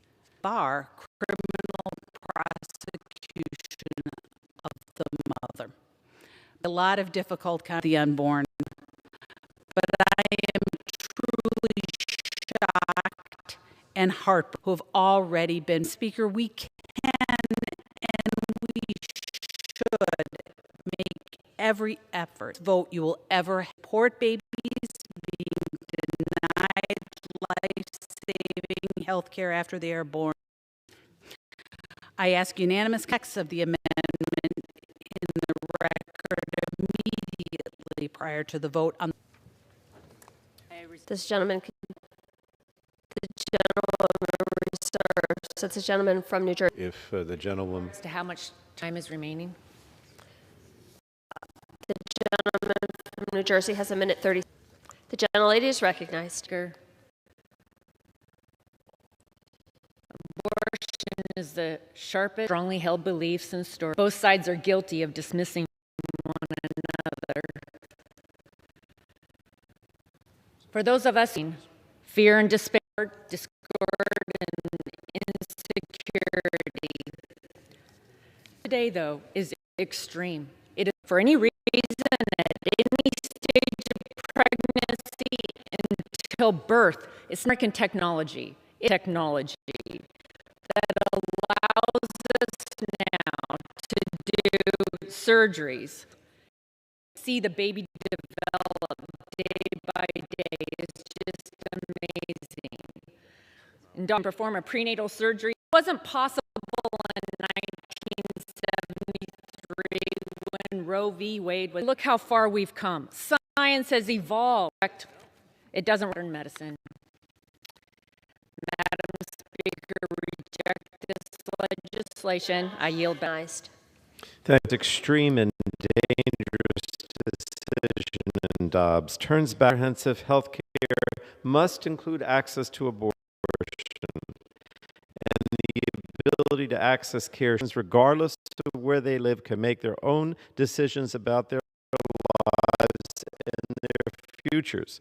So I recommend by criminalizing abortion our fight to restore the right to abortion. For debate has expired. Pursuant to 1224, the previous question is ordered on the bill. Aye. Those opposed, no.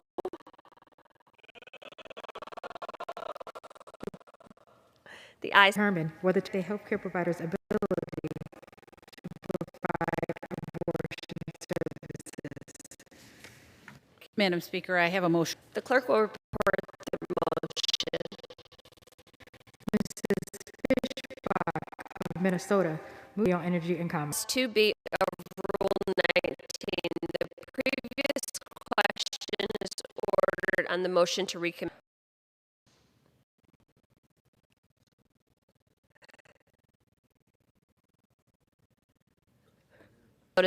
And nays. Pursuant to Section 3S of House Resolution 8, postponed.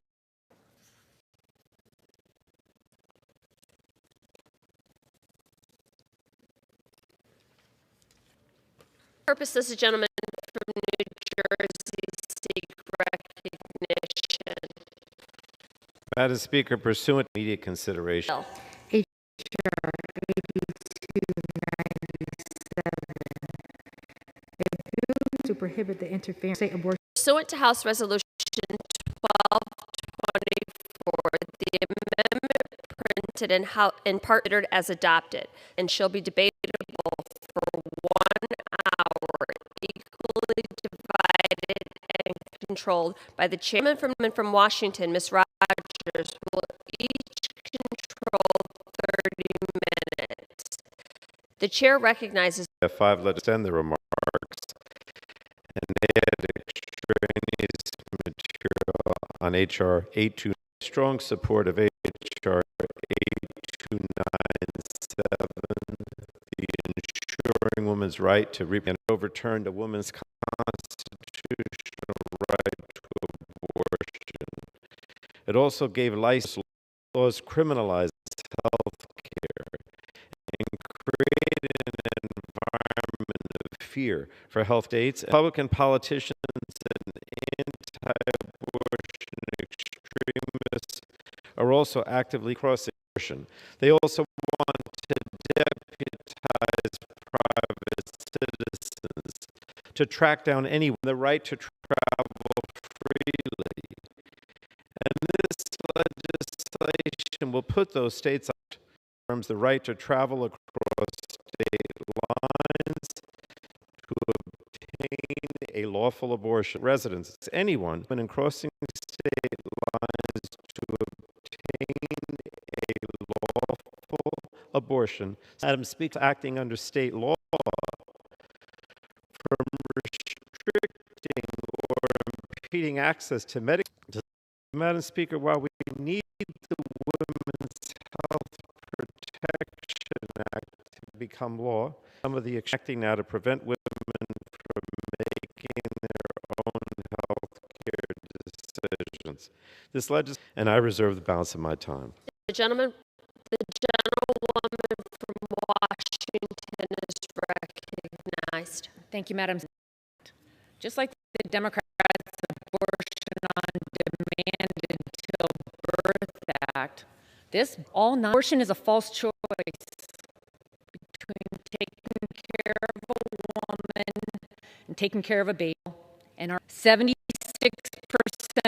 women seeking an abortion say that they would promoting ways to support financial stability, changing their circumstances, and are spreading fear and misinformation. This is a blatant attempt to spread only. It is already unconstitutional to prevent. The pro-life movement does not support criminalizing and punishing women, period. To say, do not prevent women from getting care they need in cases of. Regarding this legislation, access to Abortion Act, I have many questions and concerns. It's vague parent consent and eliminates medical supervision for chemical abortion. Prevent an unrelated, a minor out of state for an abortion without parent consent, sexual abuse, and neglect, because they could be. It also undermines parent rights by the federal government and sued for wanting, for example, the parents lose power to protect their teenager from being coerced by an old. The Ensuring Access to Abortion Act undermines the health and safety of women. The practice of medicine, it states that have determined it is safest for doctors to treat complications. Finally, these same provisions give 50 doctors in states like California,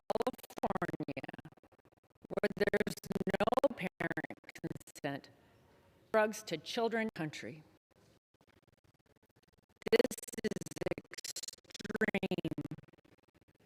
Again, I ask no restrictions. Fear, pain, and dehumanization of the most vulnerable. Let's come together around human in this country. The born and unborn. And the era of hope and healing in our country of my time. The gentlewoman reserves. The gentleman from New Jersey is recognized. Ms. Fletcher. The judge for 3 minutes. Thank you, Madam Speaker. Thank you, Mr. Chairman. Since been severely limited, and since last month, it has been eliminated. And Louisiana banned abortion. They are now traveling even further.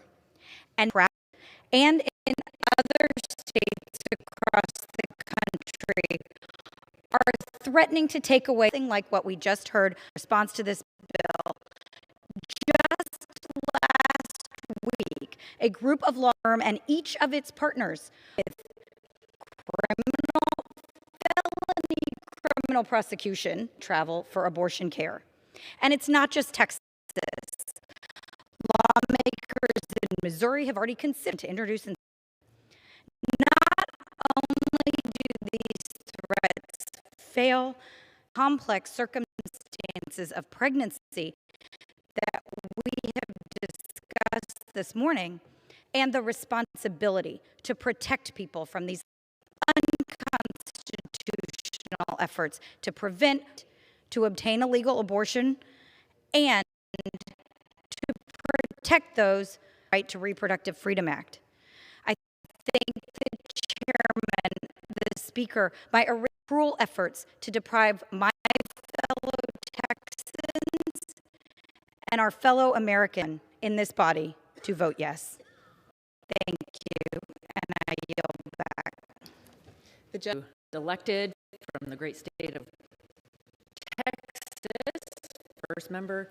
Madam Speaker, I rise today to address my strong opposition to H.R. 829, top priority in this House and in every corner of this land. There are those that think, even to the last month of pregnancy of the Valley, Texas 34. Let's be clear what this bill states from preventing abortions, and it gives human states protecting life shouldn't be political. I urge my colleagues. Reserves. The gentleman from New Jersey is recognized. Madam Speaker, I yield 2 minutes now to Chairman of our committee for his leadership. I rise in strong support of this legislation.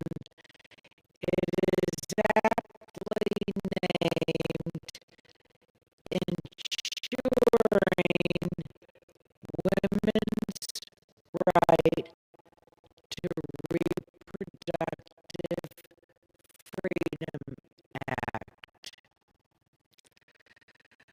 I've listened to the debate so far on this bill, and I really find it hard to believe what I'm hearing.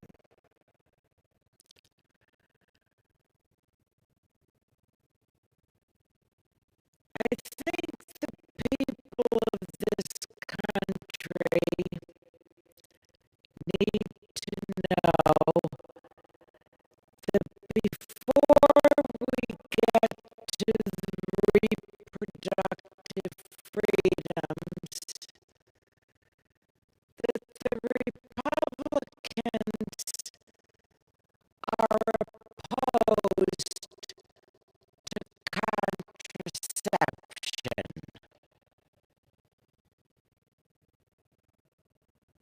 That's a fact around here.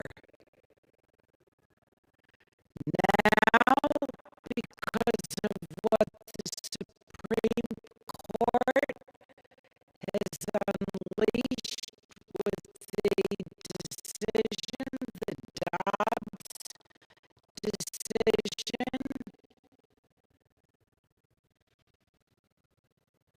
we have a patchwork of states with different laws. Some states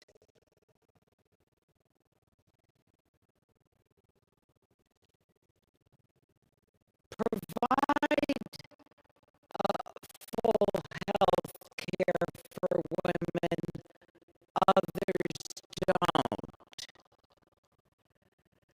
Now, those living, as the author of this legislation stated, in Texas,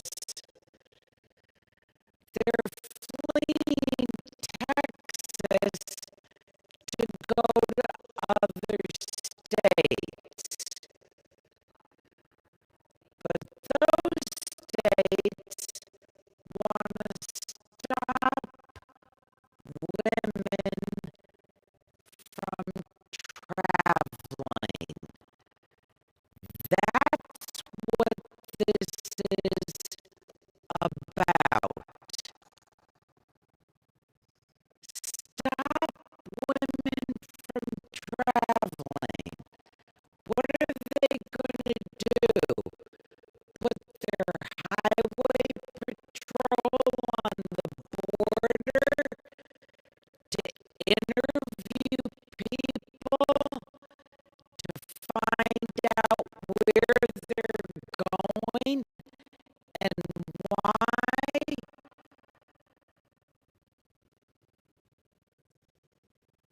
This is extreme in terms of what these states want to do. So today, the House, in its votes today, makes it crystal clear to those states that they cannot take this freedom away. This bill establishes protections for women who travel for care and for healthcare professionals who provide that care. I urge my colleagues to support it. The gentleman from New Jersey reserves. The gentlewoman from Washington is recognized. Thank you, Madam Speaker. Just to clarify, not a single legislature or Congress is debating making contraception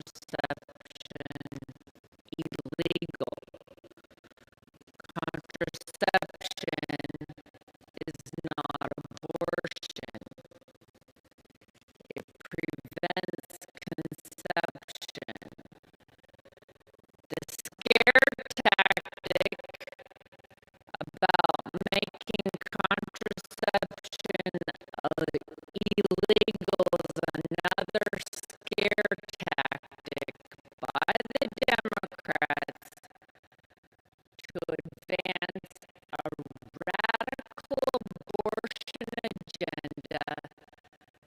to end life up until 9 months. I reserve. The gentlewoman reserves. The gentleman from New Jersey is recognized. I yield now 2 minutes to a member of our committee, the gentlewoman from Delaware, Miss Lisa Brunt Rochester. For how long, sir? 2 minutes. Okay, the gentlewoman is recognized for 2 minutes. Madam Speaker, I rise in support of the Ensuring Women's Right to Reproductive Freedom Act. In the wake of the overturning of Roe v. Wade, this legislation is necessary to ensure that those in states that have restricted abortion care can travel across state lines to seek the care they need and not be criminalized for doing so. I'm proud that women in my home state of Delaware still have access to abortion care and that we can serve as a safe haven for those from other states. But the reality for far too many people across the country is that they live in states where access to reproductive care has been so severely restricted that it's unavailable. And while the bills we're voting on today are necessary, we must also confront the realities of what overturning Roe means. Now, my middle name is Blunt, so let me be clear about who's going to be hit the hardest. Poor women, young women, women in rural areas, and women of color. People who may not have the ability to travel hundreds of miles to get the care they need. Madam Speaker,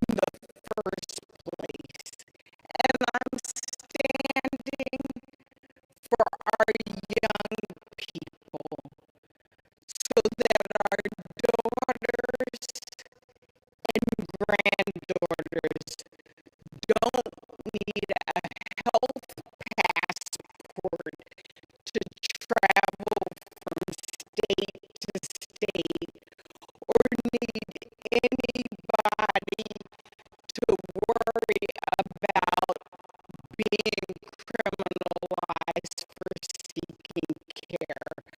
I urge all members of the House to support both the Ensuring Women's Right to Reproductive Freedom Act and the Women's Health Protection Act. Bottom line, there is no room for politicians in our wombs. I yield back. New Jersey reserves. The gentlewoman from Washington is recognized. Thank you, Madam Speaker. I yield 3 minutes to a strong defender of the right to life, the lady from Tennessee, Diana Harshberger. The gentlewoman is recognized for 3 minutes. Thank you, Madam Speaker. I rise today to share my concern for the extraordinary lengths that my colleagues across the aisle will go in order to rip away a chance at life for unborn children. H.R. 8297, the Ensuring Access to Abortion Act, is a deceptive ploy to circumvent the authority of states to set their own laws about abortion procedures. Or more plainly, the procedures that violently end an unborn child's life. On June 24th, the nation received historical news that the highest court in the land, that Roe v. Wade had been overturned. This decision was an answer to nearly 50 years of prayer and a decision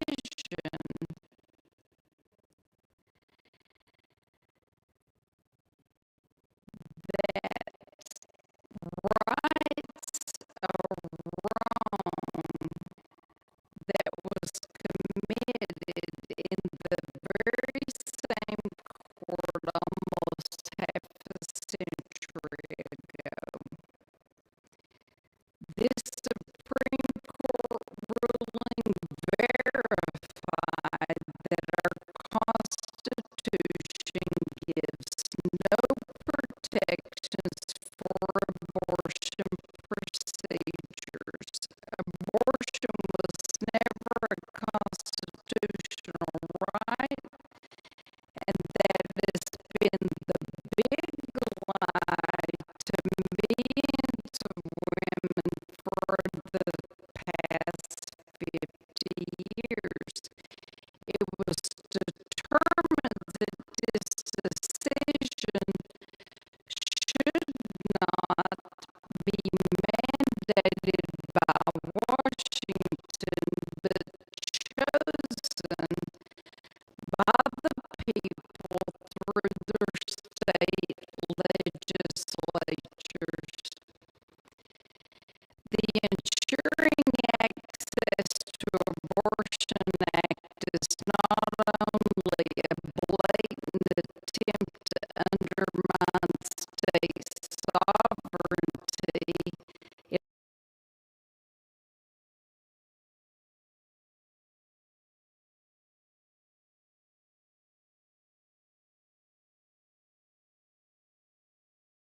Dangerous consequences. For one, the bill would restrict enforcement of state laws that require physicians to be present when chemical abortions are administered. This supervision is a safety measure to ensure that a patient does not have an ectopic pregnancy, which could lead to fatal consequences. The primary pillar of the pro-life movement is that all life is precious. We must consider the health implications of women who receive an abortion or partial procedure across state lines and return to their home state in need of dire medical attention. Women who have abortion procedures face a myriad of increased risks that could occur later on. Sterilization, miscarriage, and tubal pregnancies are not uncommon. Now, are we to assume that the responsibility for treatment of these subsequent health risks falls on the state whose laws were circumvented? Because that is what would ultimately happen. And as a woman in Congress, I urge my colleagues to look at how this legislation puts at risk minors and women in vulnerable positions. The language in this bill is so vague that it makes no consideration for abusers, those abusers that transport minors across state lines to receive abortions after their abuse. We can't afford to be vague and allow blanket protection for anyone assisting in an abortion. We cannot be that naive, especially when these procedures have life and death consequences.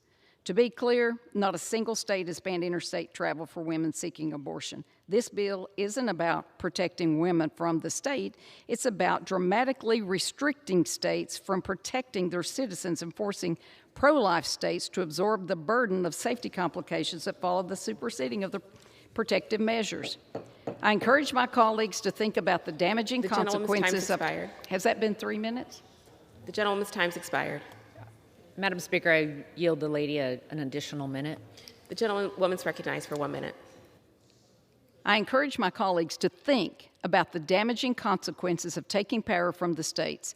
Not only does it set a dangerous precedent of federal overreach and taking power from the people, it also has terrifying health implications for expecting mothers, at-risk youth, and the protection of bad actors. I will always be a steadfast defender of an unborn child's right to live, and I will never back down from a fight to protect women and those unborn children. We cannot put both at risk with this damaging legislation. Thank you, Madam Speaker, and I yield back. The gentlewoman from Washington reserves? I reserve. Okay. The gentleman from New Jersey is recognized. Madam Speaker, I yield 2 minutes to the gentlewoman from Illinois, Ms. Schakowsky, who chairs our Consumer Protection Subcommittee. The gentlewoman's recognized for 2 minutes. So I lived the days before abortion was safe and legal in the United States of America, and I remember the desperation of women, some of them my friends, some of whom had to make really dangerous decisions about how they were going to be able to exercise control over their own bodies and make this most personal decision on their own. Some women died because they sought these dangerous methods on their own to end a pregnancy. And so let's be clear. Roe v. Wade wasn't the beginning of women having abortions. Oh, no. It was the end of women dying from abortions. Abortion is health care.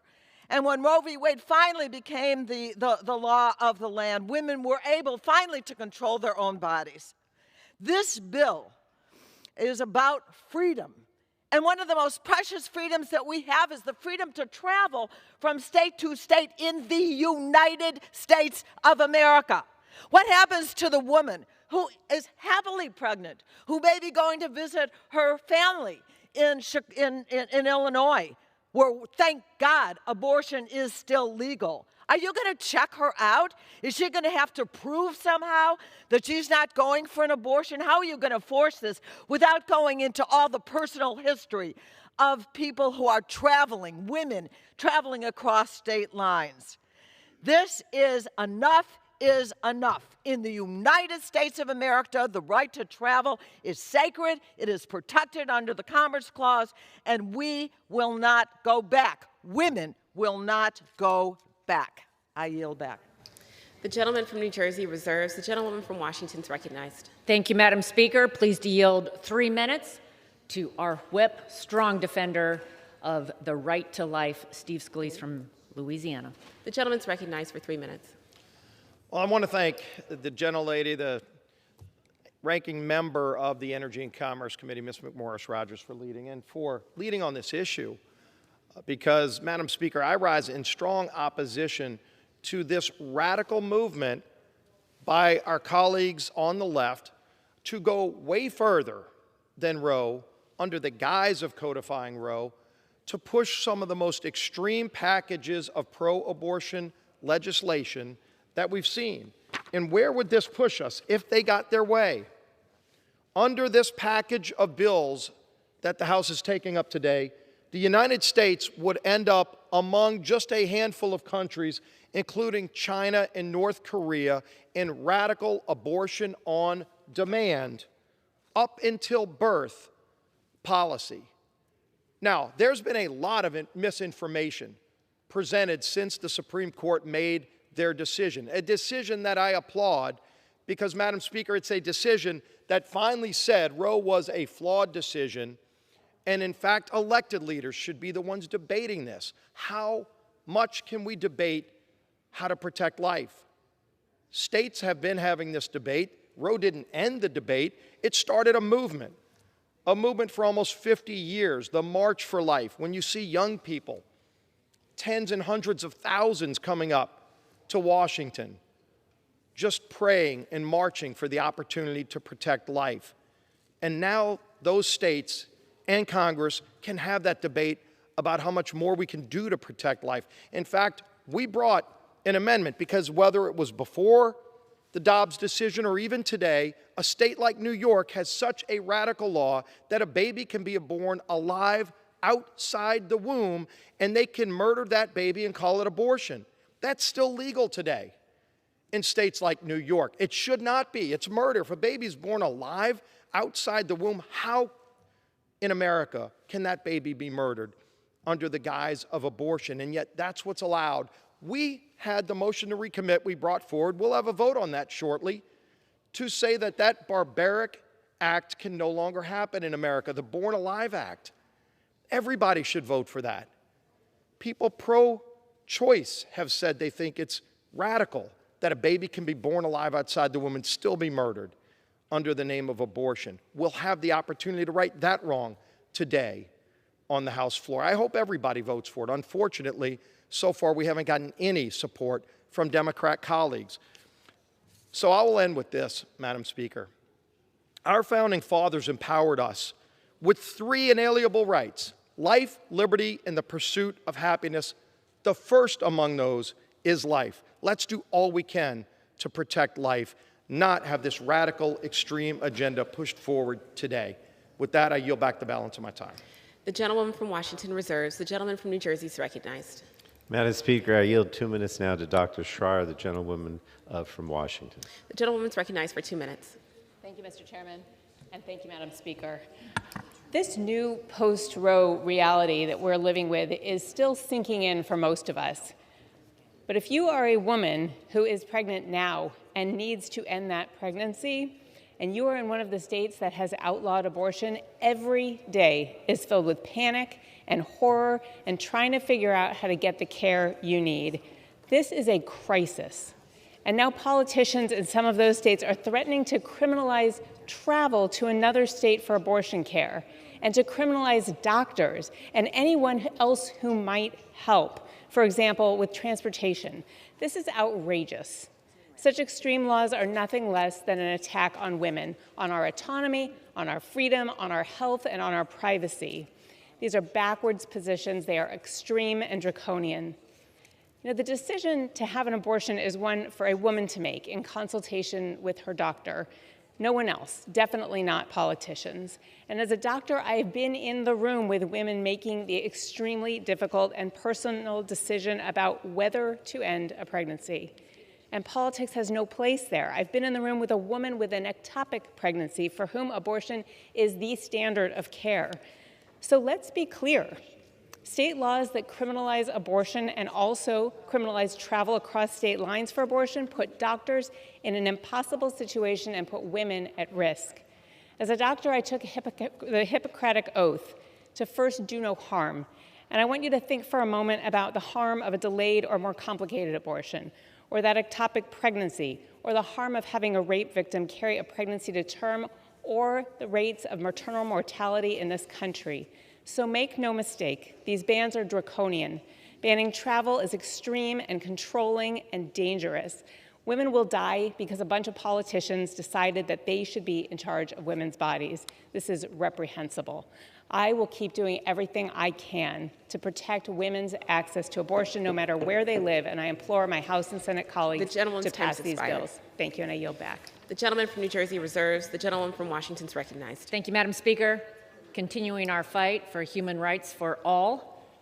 Gentleman from Florida, 1 minute, Greg Steube.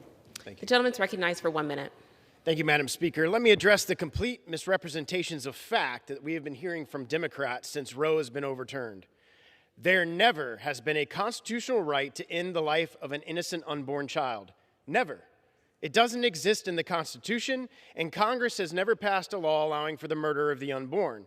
In fact, the opposite exists. In the 5th and 14th Amendment to the Constitution, there is a constitutional right for any person to not be deprived of life, liberty, or property. Certainly an unborn child is a person. What else could it be? Therefore, that person shall not be deprived of life pursuant to the Constitution, period. And finally, the U.S. Supreme Court got it right and made it clear that, and I quote, the Constitution does not confer a right to abortion. Over 63 million children have been murdered since Roe was decided. That's not freedom, that's genocide. I yield back. The gentleman from Washington reserves. The gentleman from New Jersey is recognized. Madam Speaker, I yield now to 1 minute to the Speaker of the House, the gentlewoman from California, Ms. Pelosi. The gentlewoman from California is recognized for 1 minute. Thank you, Madam Speaker. I thank the gentleman for yielding, and I thank him for his extraordinary leadership on this subject, not only as we face the court decision, but over time. Over time, his chairmanship of the Energy and Commerce Committee in terms of health in general, women's health in particular, reproductive health, as we gather today. Thank you, Mr. Pallone. And I thank members of the committee, and I thank the authors of this legislation as I proceed. I rise on this momentous day as our pro-choice, pro-women Democratic majority proudly takes further action to defend the fundamental right of freedom, of health freedom. As extreme Republicans continue their assault on reproductive rights, our Ensuring Women's Right to Reproductive Freedom Act will ensure that that fundamental right to travel and obtain needed health care remains in the hands of the American people. And our Women's Health Protection Act will once again make the protections of Roe v. Wade the law of the land. Let us salute the patriotic and persistent leadership not only of our distinguished chairman, Mr. Pallone, but Congresswoman Lizzie Fletcher and Congresswoman Marilyn Strickland, who are leading the charge on the Right to Travel bill, working with Jamie Raskin, who member of the Judiciary Committee, who's been a part of this. Congresswoman Judy Chu, who will have now twice secured House passage of the Women's Health Protection Act. Pro-Choice Caucus co-chairs Diana DeGette and Barbara Lee, and Energy and Commerce Chairman, again, Frank Pallone. 3 weeks ago, the Republican Party finally achieved its dark, dangerous, long-held goal to rip away a woman's freedom over her most fundamental decisions about her body, her health, her life. Since the Republican-captured Supreme Court eviscerated Roe v. Wade, at least 9 Republican-controlled states have already banned abortion. More have enacted draconian restrictions so that exercising this fundamental right is practically impossible. In doing so, these extreme measures have forced countless women to seek reproductive care in nearby states. But now, Republican lawmakers across the country are advancing proposals to block women from crossing state lines to get the care they need and punish those, in their words, who aid and abet them. Is this the United States of America, where Republicans in these states can say to women, You cannot cross state lines for your own good health. This has been especially devastating for women who do not have the means to access care, often women of color and women from low-income communities. This reality is sickening. It is despicable, and it demands action. With our Ensuring Women's Right to Reproductive Freedom Act, we will prevent Republicans from punishing women for exercising their right to travel and receive the health care they need. And it will protect health care providers who deliver reproductive services and all those who help women make the journey to receive those services. This means no criminal charges, no lawsuits, no fees or fines, no threats of retaliation. Importantly, this legislation also reaffirms the right to travel, a freedom we often take for granted, but is fundamental to liberty and privacy. Republicans supposedly once stood for these values, but today they're seeking to restrict where you can go and who you can see, and to stand between you, your family, your doctor, your God, in making intimate health decisions. This is not only anti-women, it is anti-American. And the House Democrats are fighting back. Madam Speaker, today our majority will also pass the Women's Health Protection Act, which protects the right to an abortion found in Roe v. Wade, ensuring the federal right of health care providers to provide reproductive care and the federal right for patients to receive that care. By passing this legislation, we will preempt and prevent state-level bans and restrictions put forth by extremist anti-women state legislators. We'll ensure that all Americans enjoy the same fundamental rights to reproductive care, regardless of background or zip code. And we offer hope to the American people who treasure our freedoms and who are overwhelmingly with us in our mission to defend them. What do Republicans have in store next? You can't travel to buy a book. You can't travel to see a concert or a play if they doesn't meet their, shall we say, I don't even use the word standards. They're what? Today, we must pass this legislation for a second time. We first passed this bill last September after Texas severely restricted the ability of women to access reproductive care with SB 8, outrageous bounty hunter bill, a bounty hunter bill. And we do so again today in the wake of the outrageous Supreme Court ruling that erased the vital protections of Roe v. Wade. The court's disgraceful decision has already unleashed catastrophe. Women denied care after experiencing the heartbreak of miscarriage. Survivors of sexual assault facing the possibility of forced birth. Doctors under threat of persecution for offering reproductive services. Many of these situations are well known and are publicized. They're in the public domain. But there are many more than are just in the public domain. Make no mistake, by eviscerating the protections of Roe was only the opening act of the cruel Republican crusade to criminalize women. In recent days, we've heard again of the tragic story of a young girl who was a survivor of sexual assault and had to travel to a neighboring state to receive reproductive health care she needed. But now, the state attorney general, a Republican who served here in the House, is now investigating the doctor who legally provided her services. She's 10 years old. A move intended to intimidate healthcare providers and produce a chilling effect on access to reproductive care. But the Republican agenda is not just a threat to families in red states.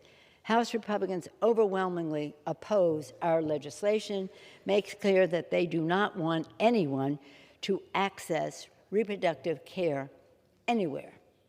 Indeed, their endgame is barbaric ban on abortion in all 50 states. And as the Associate Justice Clarence Thomas said, they've only just begun in terms of their restrictions, in terms of contraception and the rest. And they will not stop there, as I said. These extremes are even threatening to criminalize birth control, in vitro fertilization, and post- miscarriage care. Democrats will never stop fighting back against this extreme assault because we know that every woman, everywhere, has the basic right to reproductive health care.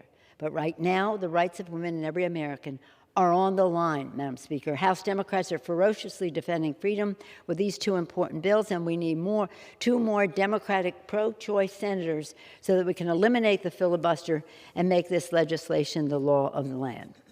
Again, Madam Speaker, as a radical Republican Party seeks to wind back the clock of 50 years of hard-fought progress, I'm reminded of an extemporaneous debate in which I participated as a high school student.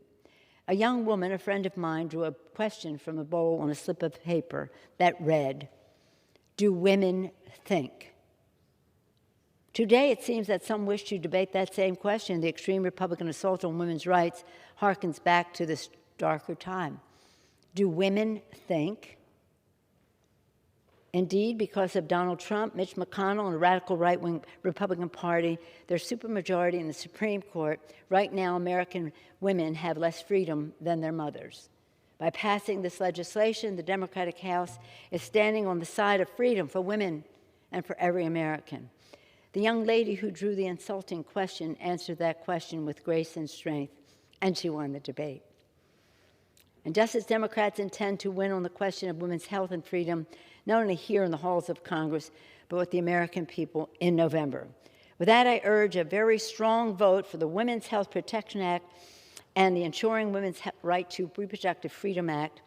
I hope we have a strong vote. I hope it would be bipartisan, and I yield back the balance of my time. Thank you, Madam Speaker. The gentleman from New Jersey reserves.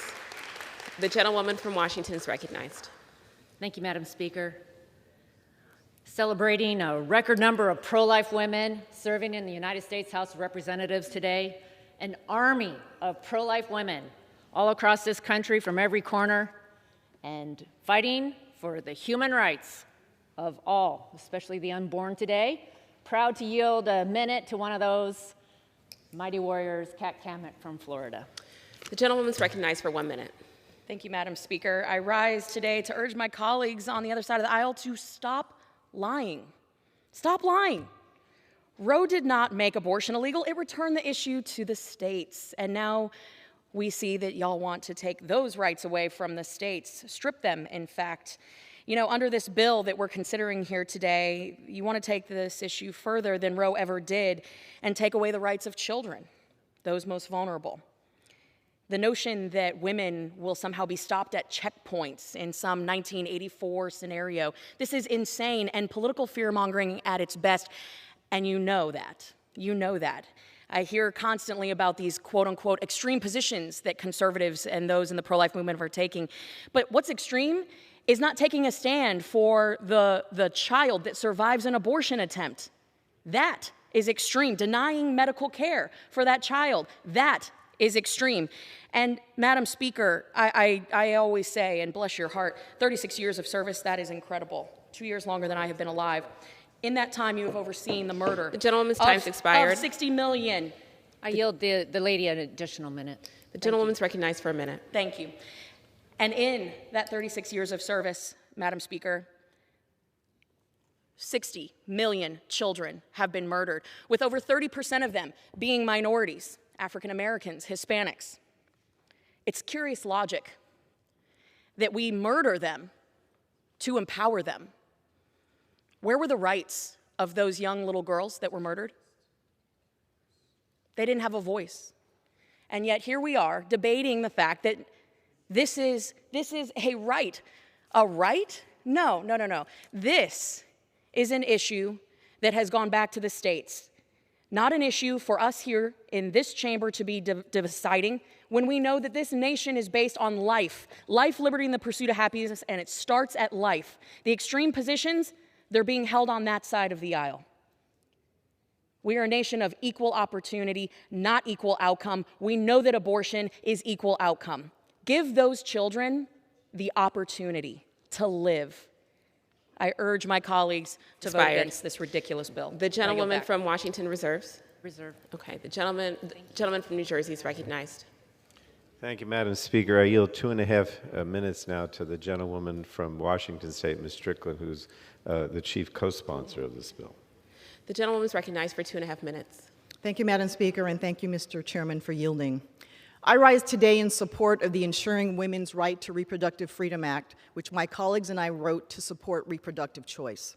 Simply put, this bill codifies the constitutional right to travel, which includes the ability to cross state lines to get safe and legal access to abortion. The reality is that an increasing number of women are now forced to either carry an unwanted pregnancy against their will, even in cases of rape or incest, or travel hundreds of miles just to safely receive reproductive health care. This is especially dangerous for Indigenous women who are 2.5 times more at risk for rape and sexual assault. We cannot force women to give birth. Worse, those forced to carry out an unwanted pregnancy are giving birth in a nation with one of the worst maternal mortality rates in the developed world. When compared to Canada, the United Kingdom, the Netherlands, Norway, Sweden, France, Germany, Switzerland, Australia, and New Zealand, the United States maternal death rate is more than twice the rate of these countries. What's more, Black and Indigenous women will be among the most at risk because they are more likely to die from pregnancy or childbirth. They are also 2 to 3 times more likely to experience a pregnancy-related death than their white counterparts. And if access to safe and legal abortion becomes more restricted and inaccessible, the Black maternal mortality rates are expected to jump by a whopping 30% or more. All told, taking away federal protections for abortion hits Black women, Indigenous women, women of color, low-income women, LGBTQ+ women, and women with disabilities the hardest. This is about healthcare justice. This is about social justice. This is about economic justice. Taking away our right to safe and legal abortion is yet another way to try and control us. And please listen carefully. Black women will not be stopped. Indigenous women will not be stopped. Women of color will not be stopped. LGBTQ+ women will not be stopped. Women will not be stopped.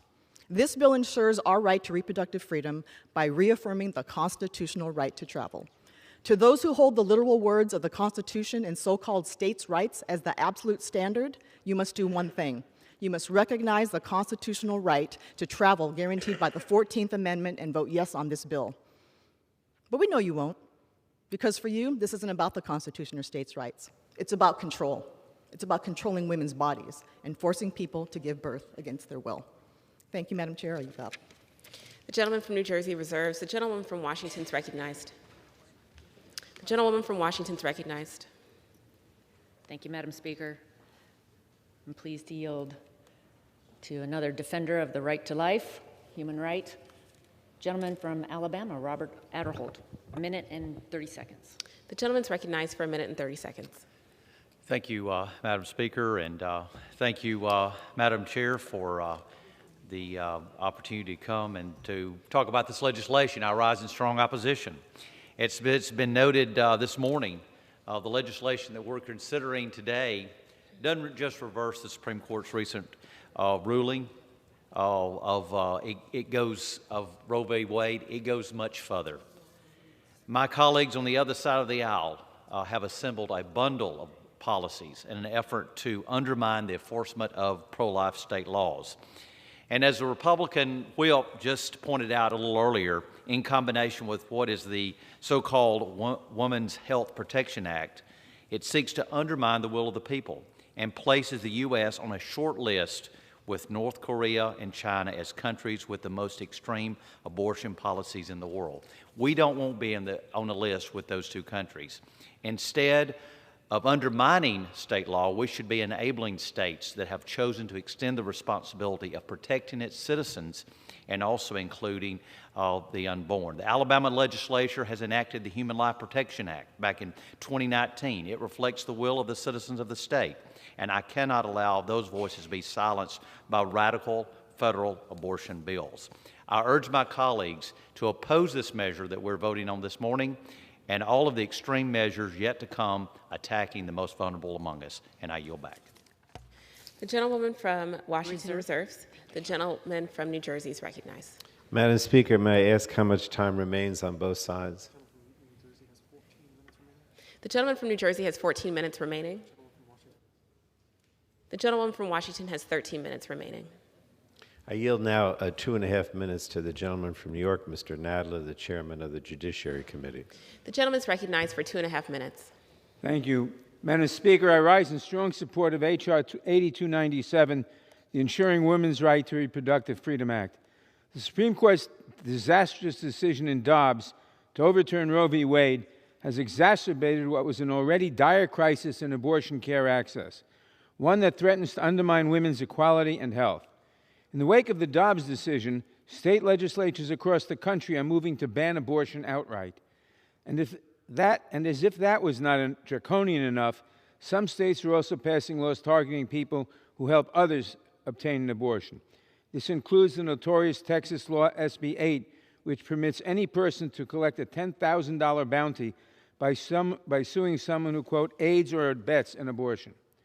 Not content to strip women of their bodily autonomy and equality in their own states, some state legislatures are now contemplating efforts to inhibit the ability of women to travel out of state to obtain lawful health care, including by threatening their friends, families, or even employers with legal action. H.R. 8297 would put state legislatures considering such laws on notice by providing additional federal legal protections that reaffirm and enhance enforcement of the constitutional right to interstate travel, which includes travel to obtain legal health care services like an abortion. But this legislation is not enough. Many people, a disproportionate number from communities of color, do not have the option of traveling across state lines because they lack the resources to bear the costs of out-of-state travel, which include the related costs of childcare, lodging, or time off from work. That is why it is essential that we also pass H.R. 8296, the Women's Health Protection Act of 2022, which would protect the right to abortion nationwide. The House has already passed this bill, but Senate Republicans have twice blocked its passage. This is unacceptable. We must do everything we can to ensure protection of abortion access in a post-Roe world. I urge my colleagues to vote yes on both H.R. 8297 and H.R. 8296. But this is not enough either. We face a radical Supreme Court, deliberately packed with extremists by a plot by the Federalist Society and Mitch McConnell and Donald Trump to pack the Supreme Court with extremists who have no regard for our liberties and who will destroy every liberty we have if we don't do something about it. And that is why Congressman Johnson and Congressman Jones and Senator Markey and I have introduced legislation. The gentleman's time's expired. To unpack the Supreme Court by increasing the number of justices by 4. The gentleman from New Jersey reserves. The gentlewoman from Washington is recognized. Thank you, Madam Speaker. Continuing our fight for the right to life, the doctor from Pennsylvania, member of Energy and Commerce. 1 minute, Dr. John Joyce. I thank the gentlewoman for yielding. When I was in medical school, I learned about the development and the journey of a child in the womb of the mother. Let me review that journey with you today. At 6 weeks, a child is developing a mouth, nose, ears, and most important, a heartbeat of their own. At 12 weeks, a baby has fingers and toes. Continue on this journey with me. At 15 weeks, a baby can sense light and even has taste buds. At 19 weeks, a child can hear and know the voice of their mother. These lives are precious, and they must be protected. By 22 weeks, many babies can survive outside the womb if they are born prematurely. Clearly, these are human lives. Clearly, we in Congress have an obligation to protect these human lives. I urge my colleagues, reject this bill. Support all human life. It is time for us to stand up for the American people and to stand up for all human life. Thank you, and I yield. Fired. The gentlewoman from Washington reserves. The gentleman from New Jersey is recognized. Madam Speaker, I yield 1.5 minutes to the gentlewoman from California, Ms. Chu. The gentlewoman is recognized for 1.5 minutes. I was horrified when I heard about the plight of a desperate Houston woman.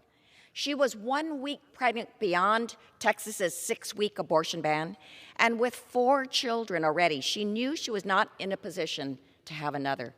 So she packed her husband and 4 children in a car, drove over 22 hours, over 1,500 miles to my district in Pasadena, California, for her abortion. Texas's law forced her into a situation no family should ever have to face, and the Supreme Court's overturning of Roe has made conditions far worse. H.R. 8297, the Ensuring Access to Abortion Act of 2022, will ensure that every American has the right to travel to seek abortion care. Madam Speaker, we will not give up in this fight. We will not go back. The gentleman from New Jersey reserves. The gentlewoman from Washington is recognized. Thank you, Madam Speaker. I'm pleased to yield a minute to the gentleman from Texas, great member of the committee, Energy and Commerce, Dr. Mike Burgess. The gentleman's recognized for 1 minute. And I thank the ranking member for yielding. You know, back in the 1970s, it was misleading, but pregnancy was described as a clump of cells, a lump of tissue. And how many people listened to that and didn't ascribe the agency to the young life that was developing. And then medical sonography was just coming into its own at the same time that Roe was decided. And 2 generations of Americans since then, the first picture in their baby book is their sonogram picture. Is it any surprise that 2 generations of Americans now ascribe agency to the unborn child because they see from whence they came? Look, having an abortion is not a simple fix to a problem. It's not a simple procedure. It is not birth control. An abortion is highly complex, and it is a deeply emotional procedure. Obviously, it's going to affect the baby. Obviously, it's going to affect the woman. You know what? It even affects the provider. I yield back. The gentleman from Washington reserves. The gentleman from New Jersey is recognized. Now, 1 minute to our Majority Leader, Mr. Hoyer from Maryland. The gentleman's recognized for 1 minute.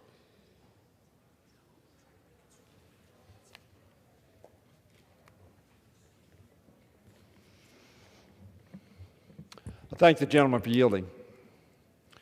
This is an extraordinarily complex, as the doctor just said, and difficult issue for all. But, Madam Speaker, I rise in strong support of this bill and the Women's Health Protection Act that we're also considering today. 3 weeks ago today, the United States Supreme Court's unprecedented decision reversed nearly 50 years of established precedent, overturning Roe v. Wade and paving the way for trigger laws across the country to criminalize access to abortion instantly. With this ruling, women in 2022 now have fewer rights than their mothers or grandmothers and less control over their own bodies and their own health care. Today, the House of Representatives is responding to protect the women of our country. Today, this House will vote to stand with women and affirm their freedom to make their own health care decisions. It is not an easy decision. It is not made lightly. But it ought to be free from interference from politicians. We must do everything, in my view, in our power to ensure that women are free to travel wherever they need in order to access reproductive care safely, legally, without fear of punishment. That's why I brought to the floor this bill, the Ensuring Women's Right to Reproductive Freedom Act. This legislation would prohibit states from preventing, impeding, or obstructing women from traveling to other states for reproductive care or retaliating against them for doing so. Over a century and a half ago, it was legal to own people because of the color of their skin. And they could escape, as Harriet Tubman did, as Frederick Douglass did, from their slavery on the eastern shore of our state, and go to a so-called free state. But then, tragically, the Congress enacted a bill which allowed people to go and reimpose slavery on those folks. Let's not us do the same. This legislation would prohibit states from preventing, impeding, or obstructing women from traveling together to other states for reproductive care where it is legal, or retaliating against them for doing so. These draconian, authoritarian laws that states are talking about that are going to criminalize behavior no matter whether it is legal in the state to which you went. One of the first bills I voted on in 1967 when I first went to the state Senate, at that point in time, about 8 months out of law school, was to repeal the miscegenation statutes, which said that a black person couldn't marry a white person, or a person of Japanese extraction or Chinese extraction. The Supreme Court held that unconstitutional. And it would be like saying you can go to a state where that certainly is legal for an African American and a Caucasian to marry, but if you come back here, you're going to be a criminal. Draconian, authoritarian, almost communist-like in its dictatorship that China tried to pursue and did.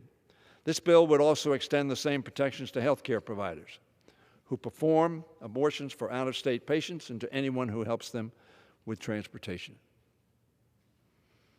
Let us not set up a society where people are watching their neighbor and reporting to their neighbor and criminalizing behavior which has for half a century been the decision of a woman. And yes, she could consult her doctor, she could consult others, but it was her body that was at stake, her decision. Additionally, this bill would protect the movement of interstate commerce of prescription drugs approved by the FDA to end pregnancy safely at home. I'm grateful to Representative Lizzie Fletcher, Marilyn Strickland, and Jamie Raskin for introducing this legislation and to Chairman Frank Pallone for advancing it through the Energy and Commerce Committee so speedily. I also want to thank Diana DeGette and Barbara Lee for their leadership on this issue as co-chairs of the Congressional Pro-Choice Caucus. While protecting interstate travel is an important step, Congress must do much more to ensure that every woman in our country can access health care and reproductive choice safely, legally, and affordably. That's why we're also considering an updated version of the Women's Health Protection Act today. I want to thank Judy Chu again for her leadership on this effort. Make no mistake, until we codify Roe v. Wade 49-year precedent in federal statute, women in many parts of our country will not be safe or have access to the health care they need. I'm old enough to remember when it wasn't legal and when people died in back alleys with going to charlatans, not having proper medical care. Let's not return to those dark and tragic days. I urge my colleagues to support this legislation. Support freedom. Support the women of our country. That's the right thing to do. I yield back the balance of my time. The gentleman from New Jersey reserves. The gentlewoman from Washington is recognized. Thank you, Madam Speaker. Pleased to yield to a defender of the human right to life from the great state of Texas. 30 seconds, Michael Cloud. The gentleman is recognized for 30 seconds. Thank you. The pro-life issue used to be a bipartisan issue in this chamber, even as we recognize that our essential liberties of life, liberty, and the pursuit of happiness were inalienable rights given to us not by government but by God. And the claim that the left is making that our attempts to protect life are somehow criminalizing women could be nothing further from the truth, setting aside for the fact that the left can't even define for the moment what a woman is. 50 years of scientific evidence have unveiled to us the mystery and the amazing thing that is happening in the development of a child. We know so much more, even the fact that a child feels the pain of abortion. We will always stand with life. The gentleman from Washington reserves. The gentleman from New Jersey is recognized. Madam Speaker, I yield a minute and a half to a member of our committee, Mr. Peters from California. The gentleman is recognized for 1.5 minutes.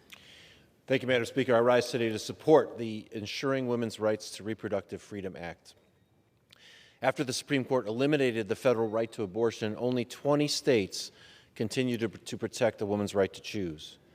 And even before Roe fell, states across the country were working to pass laws banning abortion, even in cases of rape, incest, and when the life of the mother is at stake. That's not pro-family, it's not pro-life, it's barbaric. Republican efforts to criminalize abortion will pit neighbors against neighbors, punish women for exercising their bodily autonomy, and imprison doctors who took oaths to protect their patients. That's happening right here in what's supposed to be the freest country in the world. That's why I'm standing here today to protect a woman's right to travel in search of legal health care. If the Supreme Court won't protect Americans, we in Congress must do everything in our power to stand up for our basic freedoms. That starts with this bill, and I urge my colleagues to pass it, and I yield back. Washington's recognized. Thank you, Madam Speaker. Continuing our fight for life. Gentleman from Texas, 1 minute. Great leader, Jody Arrington. The gentleman's recognized for 1 minute. I thank my friend from Washington State, my colleagues on the other side of the aisle, effort to create a national policy that allows for terminating a pregnancy at any stage for any reason is not only extreme and outside of the mainstream of America, it is wholly inconsistent with our values and founding principles of our great nation. This abortion on demand legislation, taken together, will put us in the dubious company of the likes of China and North Korea and only 5 other countries that I guarantee you do not have America's values. I commend the Supreme Court for restoring the integrity of the Constitution, returning power back to the states and we the people. God bless America, and God bless our fellow Americans, both born and unborn. I yield back. The gentleman from Washington reserves. The gentleman from New Jersey is recognized. Yield now, Madam Speaker, to the gentlewoman from California who co-chairs the pro-choice caucus, Ms. Barbara Lee. The gentlewoman is recognized. Thank you, Madam Speaker. I rise in strong support of H.R. 8297. Yes, as co-chair of the Pro-Choice Caucus, along with my colleague, Congresswoman Diana DeGette, I want to thank our colleagues, Representatives Fletcher, Strickland, and Raskin, for introducing this very important bill, also to Chairman Malone and Speaker Pelosi for bringing it to the floor. Everyone deserves the freedom to make personal decisions about their health, their bodies, their futures, as well as the right to travel. Yet the Supreme Court's decision has stripped this fundamental right to reproductive freedom from millions of people in this country. Now, I remember the days before Roe, and we aren't going back. Now, not only are some states moving to enact extreme abortion bans, but some anti-abortion state legislators are working to prohibit people from traveling across state lines to access care and are targeting people who assist those in need. What in the world is happening to our democracy? First of all, you're trying to take away our own health care decisions, the ability to make our reproductive health care decisions. You're trying to criminalize people for making their own reproductive health care decisions. You're trying to set up an environment for people to spy on each other when they're trying to exercise their reproductive health care decisions and freedoms. You're trying to take away people's right to travel. What in the world is this? Is this America? You all talk about other countries. I don't even recognize what you're trying to do in this country. Please, just know that this is a slippery slope. They come for me today, they're coming for you tomorrow. So I urge my colleagues to vote yes and to reaffirm the right to travel and seek care and further erode our reproductive freedoms and personal liberties. The gentleman, or the members are reminded to address their remarks to the chair. The gentleman from New Jersey reserves. The gentlewoman from Washington is recognized. Thank you, Madam Speaker. We are working on a privacy bill, but that's a separate bill. Please yield a minute to the gentleman from Idaho, great defender of life, Russ Fulcher. The gentleman's recognized for 1 minute. Thank you, Ranking Member. Madam Speaker, I rise in opposition to the proposed federal authorization of what amounts to be abortion on demand. There are reasons life issue is so polarizing. How we prioritize life from before birth to the end of life often defines our value system. I believe life is the very character of God, that indeed we all have inalienable rights, the most important of which is the right to live. I'll close my comments by pointing out 3 relevant position statements my friends on the other side of the aisle struggle with. All too often, They will support taking life of the preborn by abortion, but not taking of life of convicted murderers by capital punishment. All too often, they will support the statement, "My body, my choice," but not when it comes to vaccines. And all too often, they will support so-called reproductive health, but not if it's reproductive or healthy. Debates and decisions like these belong to the people, not the federal government. Time's expired. The gentleman from Washington reserves. The gentleman from New Jersey is recognized. Madam Speaker, I yield now a minute and a half to the gentlewoman from Florida, Ms. Frankel. The gentlewoman is recognized for a minute and a half. Madam Speaker, a Supreme Court out of touch with the American people says that state legislatures can ban abortions and give our most important personal decisions to politicians. And Republicans are on a mission to do just that. And Madam Speaker, their plans are getting crazier and more extreme by the minute. Listen to this. National anti-abortion groups and their allies, the Republican allies in state legislatures, are scheming to stop people in states where abortions are banned from seeking the procedure elsewhere. As we speak, there's a proposal in Missouri, a state that bans abortion that would allow private citizens to sue anyone that helps a Missouri resident have an abortion in another state. So they're going to punish doctors and Uber drivers and spouses and the rest just for helping a woman getting the health care that she needs. We stopped that today. I yield back. The gentleman from Washington reserves. The gentlewoman from Washington is recognized. Thank you, Madam Speaker. Please yield 1 minute to a leader defending life, gentleman from Florida, Brian Mast. The gentleman's recognized for 1 minute. Thank you. As all remarks are supposed to be directed to the chair, Madam Speaker, when is a life a life?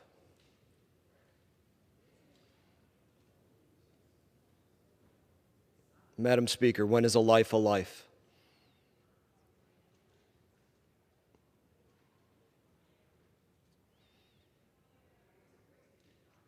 I'll open it up to the rest of my colleagues over there.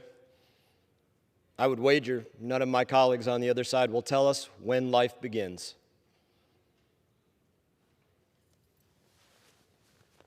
I got a $20 bill here. It's not worth as much as it used to be worth. I'll put it down here on the table. Any one of you or your colleagues wants to speak up and tell us when life begins, it's sitting here for you. Madam Speaker, when is a life a life? When does it begin? That's the most extreme idea to come out of this body, that you won't acknowledge when a life is a life.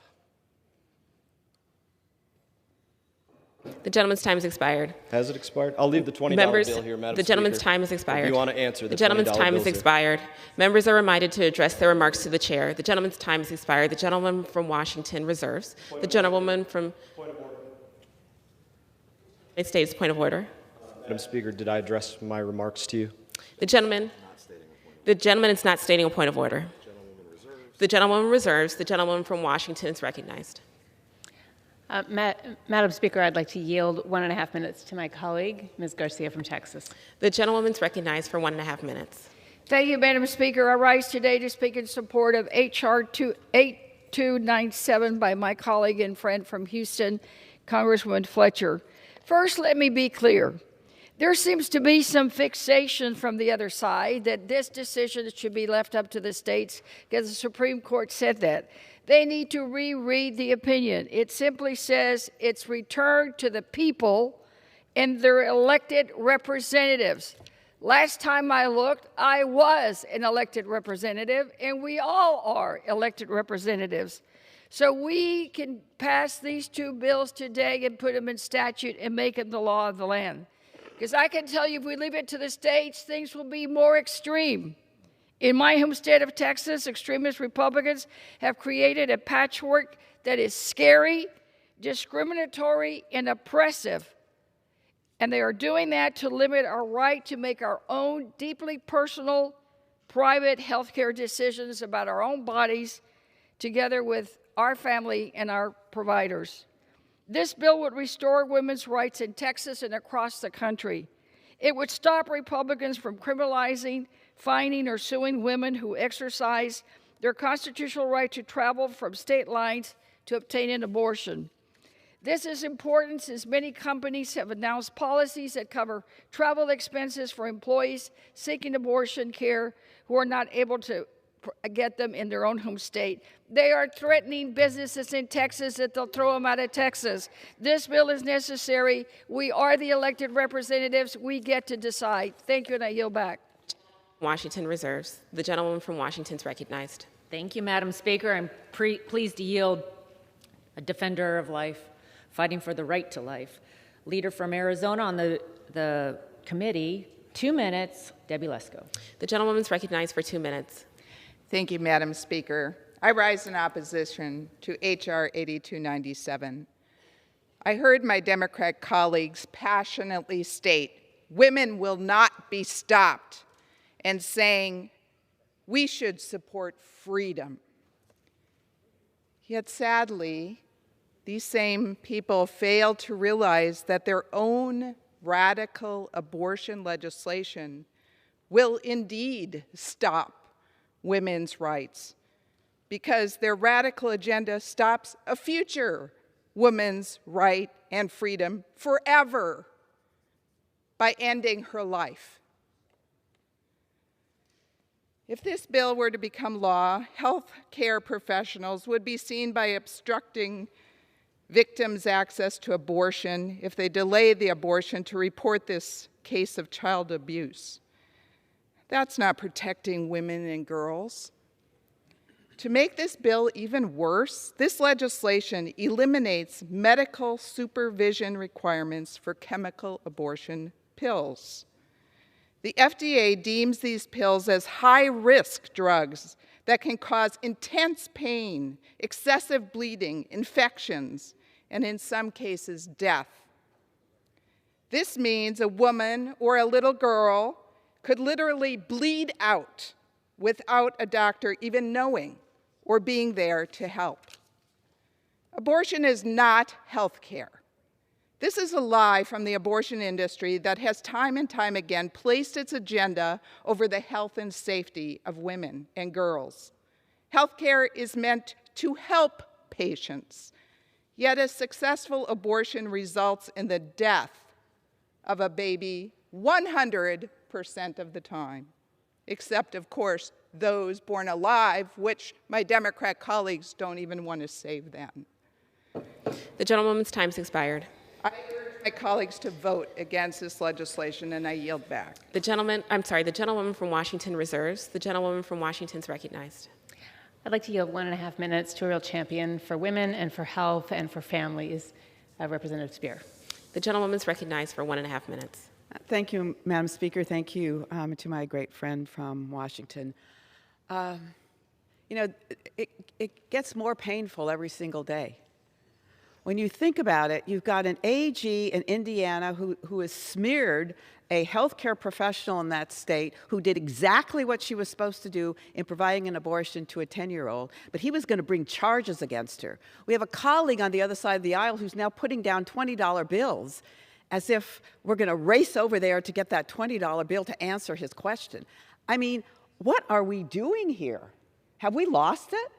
This bill simply codifies what is interpreted in the Constitution in the Fifth Amendment. Now, we have a Justice Kavanaugh who said, was asked the question, may a state bar a resident of the state from traveling to another state? The answer is no. But interestingly enough, the right to travel, those words are not in the Fifth Amendment. So if we have an originalist court, we do have to pass this bill that's been introduced by Congresswoman Fletcher and Strickland and Congressman and other members, because women should be able to travel. And right now, we cannot even guarantee that to a woman who wants to get an abortion. I've had an abortion, I've had miscarriages, I've had to live with a dead fetus in my body. I know what that experience is like. Not everyone over there does. I would say most members over there don't. But it is my personal right. It is every woman's personal right. The gentlewoman's time's expired. The gentlewoman from Washington reserves. The gentlewoman from Washington is recognized. Thank you, Madam Speaker. Pleased to yield 3 minutes to the Gentleman from Louisiana, on the leadership team in the House, a great defender for life, Mike Johnson. The gentleman's recognized. Thank the gentlelady for leading and for all of your courageous leadership on this important issue. Madam Speaker, I've got to say we've been stunned here in the last hour of this debate by a lot of what we've heard, not the least of which is when one of our Democrat colleagues actually exclaimed on this floor in the last hour, quote, "Thank God abortion is still legal." I just sat here and said, wow, thank God. Thank God for what? That innocent unborn children can still be killed in many states? Thank God. The other side in this debate has not only abandoned reverence, all morality, all reason, they defied medical technology, they've also completely abandoned the first self-evident truth boldly proclaimed in our nation's birth certificate, the Declaration of Independence, that all men are created equal, not born equal, created equal by God, and it is He who gives us our inalienable rights, beginning, obviously, with the right to life. Please, I mean, seriously, please don't come on this floor and thank our Creator for your zeal to terminate the innocent lives that He has created. God have mercy on us. Madam Speaker, today the Democrats have brought two bills to this floor. The first is a complete overhaul of all pro-life protections, which will allow for taxpayer-funded abortion on demand through all 3 trimesters of pregnancy. The second bill, the so-called Ensuring Access to Abortion Act, creates an open door for women to be preyed upon by traffickers and does nothing to protect minors who are transported by predators across state lines to obtain abortions. In order to prohibit these heinous acts, I introduced the Child Interstate Abortion Notification Act, which, by the way, I should note, passed this House by a wide margin in 2005 in the 109th Congress. How far the other side has devolved since then? Because of that, now more than ever, we have to highlight why this bill is so important in protecting the lives of minors and their unborn children. The Child Interstate Abortion Notification Act will help cut down on predators and traffickers taking advantage of minors by making it a crime to knowingly transport a minor across state lines to obtain an abortion without first satisfying state-level parental involvement laws. It's simple. A parent should be involved in the life of their child, and state laws should never be circumvented to benefit those seeking to take advantage of minors. When a state says a guardian or parent should be notified that their minor is seeking an abortion, that law ought to be respected and followed. Our state's parental involvement laws are well written and reasonable, and there are exceptions built into the statutes for extreme circumstances. We also know that forced coercion to abort an unborn child is real, and it must be addressed. Predators, traffickers, and their accomplices must be held accountable for the damage they've done to minors. I'm so glad that our side is offering tangible solutions to real problems, but it's unfortunate that it's in response to such terrible pieces of legislation that only further endanger the lives of minors and their unborn children. I urge opposition to the other side's callous and barbaric agenda and their bill, and I support our motion to recommit. Madam Speaker, I ask unanimous consent to include the text of the amendment in the record immediately prior to the vote on the motion to recommit. Without objection. I yield back. Thank you. The gentlewoman from Washington reserves. The gentlewoman from Washington is recognized. Madam Speaker, I'd like to yield 1.5 minutes to Representative Jackson Lee from the state of Texas, where this is top of mind.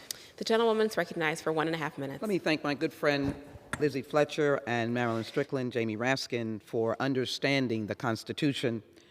Patricia Hughes and Jeremy Donahue threw a Molotov cocktail in a clinic, an abortion clinic in Shreveport, Louisiana. David McNinney of Rochester crashed his car into the Edgerton Women's Care Center.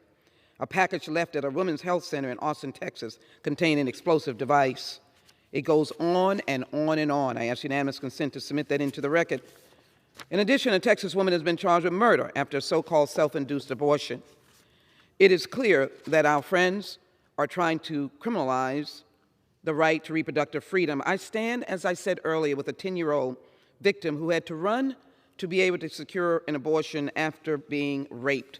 I stand on the Constitution where the Fifth Amendment says that we are due life and liberty. And I stand in front of In God We Trust. And I tell my friend from Louisiana that the Constitution says that we have a right to freedom of religion. We speak what we believe. That is what this legislation does, and that is what reproductive freedom is. It is to ensure that the GOP does not criminalize abortion in all 50 states. It is to ensure that Republicans are plotting a nationwide ban to criminalize. This constitutional expose and explanation indicates that we have the right to travel and the right to be constitutionally secure in that. Further, we need to go a step further and criminalize anyone who is a bounty hunter and hold them accountable and put them in jail. Specifically, this bill provides and makes sure that we prohibit any person, healthcare providers who provide legal abortion or services, that we don't stop that. The gentleman's time has expired. That we don't stop any person or any entity for helping healthcare providers. Let me thank you and ask support of this underlying legislation. I yield back. The gentleman from Washington reserves. The gentlewoman from Washington is recognized. Thank you, Madam Speaker. Speaker, may I inquire as to how much time is remaining? The gentlewoman from Washington has 2.5 minutes. The gentlewoman from Washington has 1.5 minutes. Okay, thank you, Madam Speaker. I'm prepared to close. The gentlewoman reserves. The gentlewoman from Washington is recognized. Madam Speaker, I'd like to yield 30 seconds to Ms. Wilson from Florida. The gentlewoman is recognized for 30 seconds.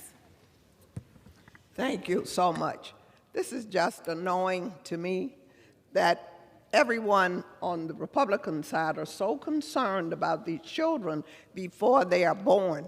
And once they are born, they want nothing to do with them. So these children land in the hands of grandmama who is trying to raise them alone.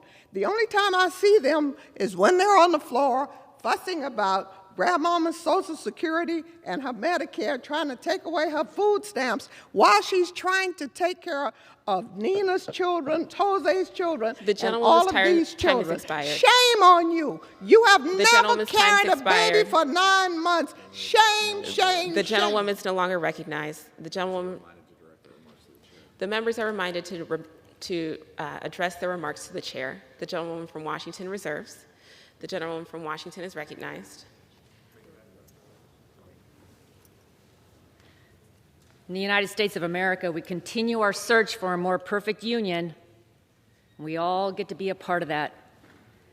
In our history, the Supreme Court has overruled 300 of its own cases, cases such as the Dred Scott decision, and now Roe v. Wade. Abortion is a false choice between taking care of a woman and taking care of a baby. What a woman needs is support. Every life is meaningful, and our actions significant. Ending abortion is the human rights issue of our generation. Every life has value and dignity, and to every person all across this country, may each one of us open our eyes, see one another. May each one of us open our ears and hear one another. May each one of us open our hearts to one another. We are a nation founded on the unalienable, God-given rights to life, liberty, and the pursuit of happiness. And as has been noted by others, life comes first. You can't have liberty without life. You can't have the pursuit of happiness without life. That should guide us and be the bedrock for our moral authority so that abortion would become unthinkable in America. Today before this House is a radical agenda. The Democrats' abortion agenda is much more radical than anything that was in Roe. This is extreme. It nationalizes abortion for all 9 months, making America just as radical as China, North Korea. It legitimizes discriminatory abortions at any stage based upon a baby's sex, race, or disability, including Down syndrome. It overrides state laws that protect women from coercion. There's no part of this that celebrates the dignity, the value, or the potential of human life. You know, Pew Research reports that in Washington, D.C., and the 29 states that provide racial and ethnic data on abortion to the CDC, 38% of women who underwent an abortion in 2019 were non-Hispanic Black, though U.S. Census numbers indicate that Black people comprise 13.4% of the population. CDC data from 2019 also indicates that Black women are 5 times more likely to have an abortion than white women. Ladies and gentlemen, we stand on the side of life. Let's defend life. It's the human rights issue of our generation. Reject this bill. I yield back.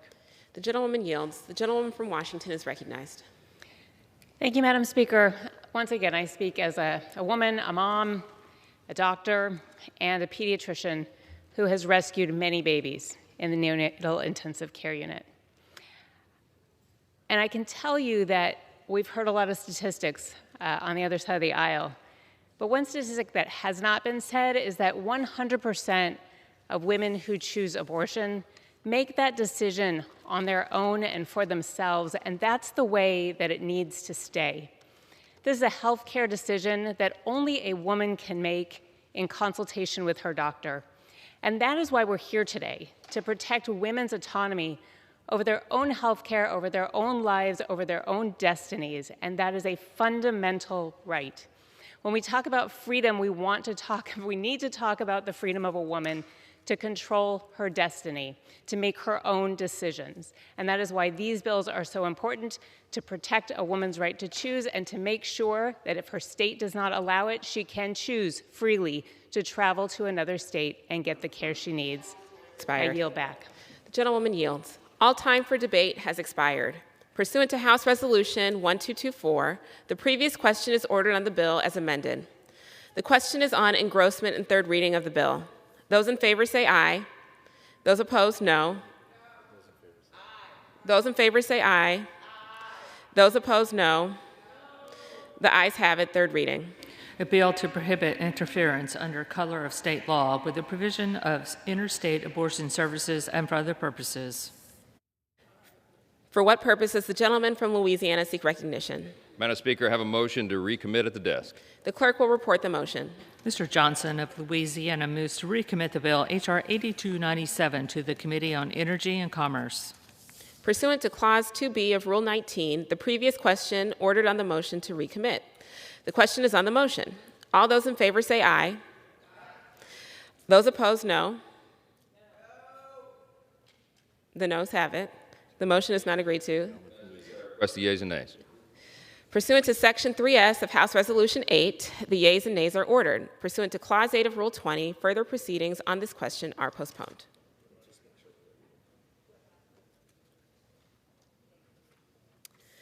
Proceedings will resume on questions previously postponed. Votes will be taken in the following order. Motion to recommit H.R. 8296. Passage of H.R. 8296, if ordered. Motion to recommit H.R. 8297. Passage of H.R. 8297, if ordered. And motion to suspend the rules and pass H.R. 8351. The first electronic vote will be conducted as a 15-minute vote. Pursuant to Clause 9 of Rule 20, remaining electronic votes will be conducted as 5-minute votes. Pursuant to Clause 8 of Rule 20, the unfinished business is on the question of agreeing to the motion to recommit on H.R. 8296, offered by the gentlewoman from Minnesota, Ms. Fischbach, on which the yeas and nays were ordered. The clerk will redesignate the motion. Motion to recommit H.R. 8296, offered by Mrs. Fischbach of Minnesota. The question is on agreeing to the motion to recommit. Members will record their votes by electronic device. This is a 15-minute vote.